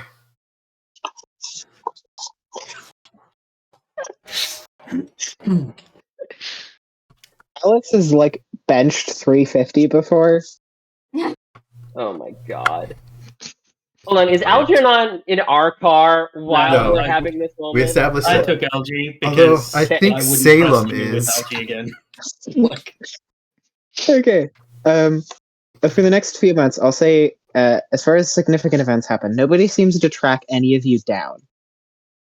Nobody seems to be on your back recently. When you get back, if anybody tries to track Ashlyn down, she's seemingly disappeared from the area. A few days later, Ashlyn, as you know her, seems to go back to school day to day, and if anybody asks her about it, she politely asks you to drop the topic. To her, it's seeking a moment of privacy. Owen and the radio host. Owen is polite, but has a moment of, I think we can play this out quickly. But I think he takes you to the radio station a few days later when he's had a few days to eat and rest by himself. And he comes to the radio station, and probably on one of the night shifts while you're working there, he says, I can't keep working this job. I gotta get out of this town. And he pulls out keys from his pocket. Station's all yours if you want it. Casey never realized that he was in charge of the whole station and had been giving her these shit jobs sometimes. and has a moment of like, And then he's gonna pull out something he's gonna say. But I also got a job offer out in another city if you want to come with. she thinks back, and there's like a moment that flashes in her like mind of when she told all the others that she was partying with their siblings, and they're like sitting in a circle with 3 college students studying, and her being like, "But like, let's get dinner or whatever." And there's a moment in that conversation where the twins are like, "Hey, Aldi doesn't have anyone left. Like, you have to look after Aldi." And she's like, no, I'll just take the radio station. I can actually play good music, I guess." I'll send the paperwork over. I'm heading out tonight. Oh my Great. god. Bye. It's not the raise I was thinking of, but like she hugs him. They're like quite good friends. Says, yeah, I'll write to wherever your new job is and let you know all the weird stuff that happens, but you can live vicariously through me. If you need to deal with any weird shit in the future, I left a lot of stuff in the broom closet. There's guns there. Mm-hmm. I'll make sure to visit again. Casey smiles. And he This is a little bit Okay. later, or like very close to. I think he visits you a few minutes before the next song, or like as the song starts, he comes into the station. Okay, but like it's a week after when everything happened. Or soon? Okay, then she hasn't like shifted anything else. So yeah, she nods and it's like, oh man, I'm gonna take over the 1 o'clock to 3 o'clock like thing. I'm gonna do an advice section for people that are up late at night. Hey man, the rest of the radio hours are yours too if you want them. Well, maybe you'll see what happens. Yeah. You're a good kid. I just can't keep almost dying in this godforsaken town. No, I get it. I understand. And look, I'll take the radio station and I will enjoy it. And she kind of is looking around like at a place that she can find to be her own now. Like, I can be the voice that like keeps this town under control now that I know that there's like so many more weird things out there. Oh no. Yeah. Kevin, something in specific does happen to you from all of this. Okay. A week or two later, after all of the incidents, you get a knock at the door, and as you open it, there's a package left on the ground. It is signed in extremely neat pink handwriting, as if done by a gel pen. And inside it is a small envelope stuffed with cash. It's not an enormous amount. It's only a few $100s. But all it says is to Kevin for all the trouble.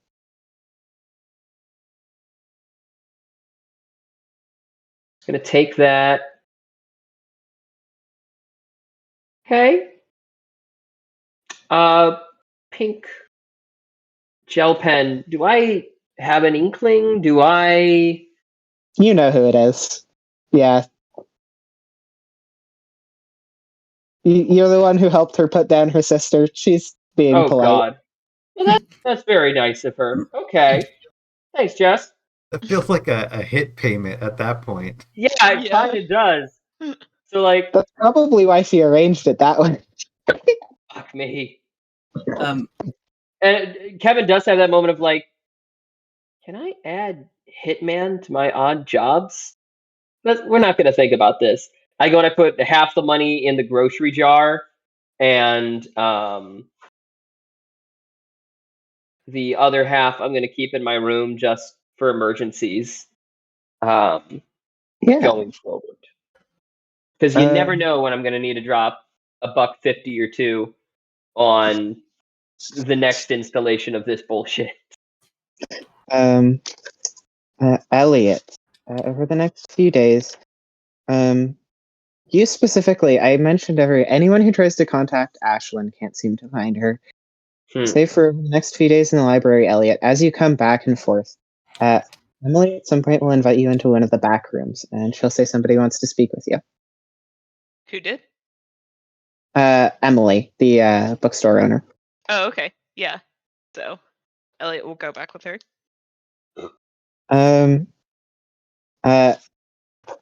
You see that the bookstore lady is like, she has a moment of like, oh, she says you already know all about her, so about her. So I figure there's no introduction. She says it's just kind of lonely up in the library, you know. And you see the massive, long hanging arm drop from one of the ceilings in the attic, and like the face of this massive insectoid being peeked down. And then the other arm drops down, and it's just holding like a coloring book. Oh. If that's the case, I think that Elliot. I feel like Elliot's probably not super great around kids, just because he's kind of awkward and clumsy. But I think that he'll probably just like take a coloring book and start coloring with the Nightcrawler, and maybe like ask her some questions about herself. Like every like Yeah. after like 10 minutes of silence, just be like, so. It's the Nightcrawler's a pretty chatty kid, so to speak. Pretty secretive. Jazz. I just want you to tell, how does that first math tutoring day go? How do the first days of math tutoring go? It is but the first of many, in which Kevin has never seen Jez really prepared for anything other than maybe band practice, but they like got a binder, they got the math textbook, they're into it. And for 30 minutes, there is bliss. Nothing happens. Nothing really happens. It's just a math tutoring session.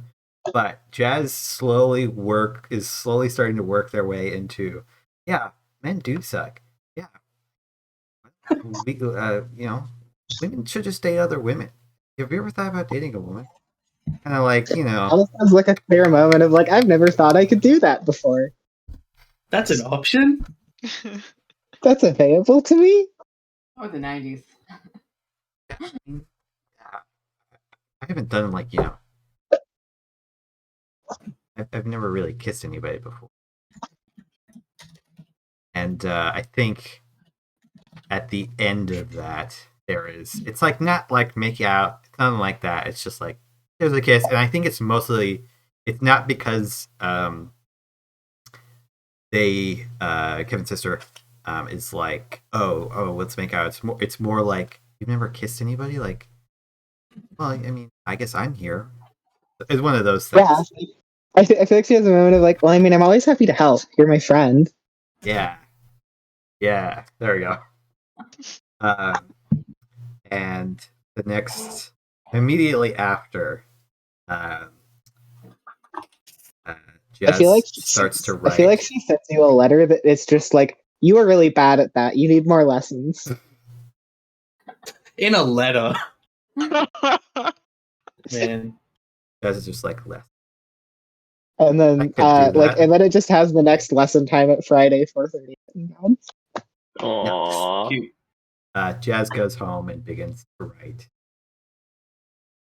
a song. I think its name is something like "Their Long Blonde Hair." Oh God. Oh man, I was gonna hire you to my radio station, but not if you audition with that song. It's not very good. It's one of those things where like they've written a song that is far too genuine in the moment and zappy, and after the 5th revision, they've significantly cleaned up the too overt references until it's a very tight, and the name of the song just becomes Blonde. Okay. Is this with the band, or is this a solo? This is with the band. Elliot's got to deal with playing this awful sappy ballad. It's not a sappy ballad.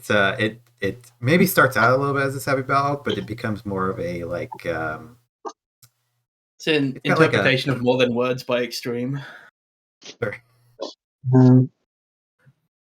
Algernon. Algernon's entire story is how long he ends up grounded from like not sufficiently hiding the menorah.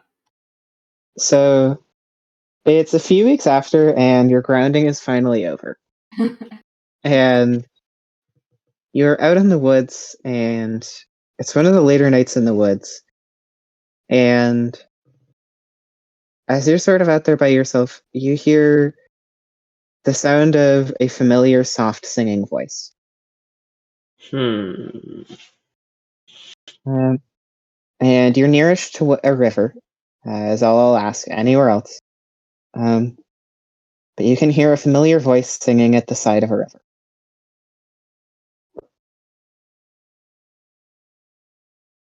Algie, he turns on his Talkman and he leaves a vocal note describing what's going on, and then he kind of like thinks about taking it with him, and then he sits at his campsite before he goes to follow the sound.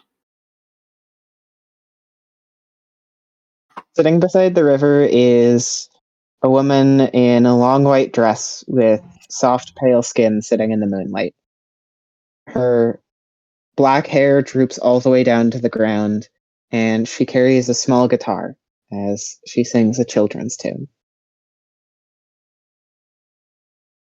He's just like watching her.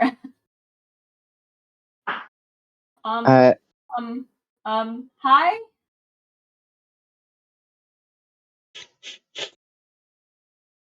The pale figure takes a moment and turns their face to you and gives a brief smile as it glimmers. And then a moment later, and it's your choice whether or not Algernon returns, but over the next few nights, the figure seems to return to the riverbank, as if waiting for Algernon to come visit again. I totally interpreted that return as like he was just gonna get fairy snatched and just like his choice or not to go back to his campsite. But yeah, I think after the first night, he probably I think he would tell Casey what was up, but he would definitely go back. Casey's super busy.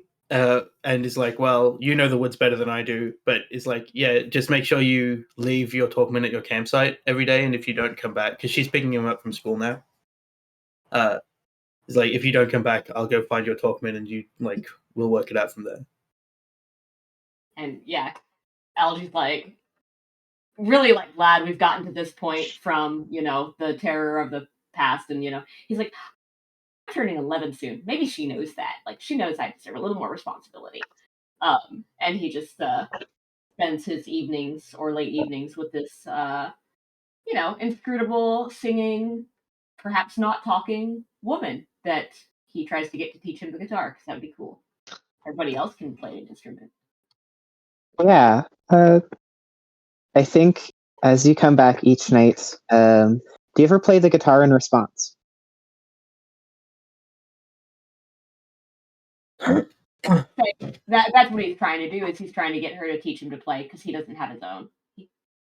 I think the first night when you do it, it's a little rough. And then there's like a moment of pause as the figure stops singing. And then you hear the same note play over again and wait for Algie to try and repeat that note. Yeah, Algie is absolutely happy to try to mimic the notes very slowly. And despite the fact that he has like been in the library a lot, he's never actually seen reading, and he like has his Talkman that he like leaves at his campsite, but he's also been practicing in the interim, like whenever he leaves his campsite, he's been like trying to practice those tones. So he puts his all into it for however long she stays around. I think she stays until the night you finally learn to play the song on your own. Yeah, that figures.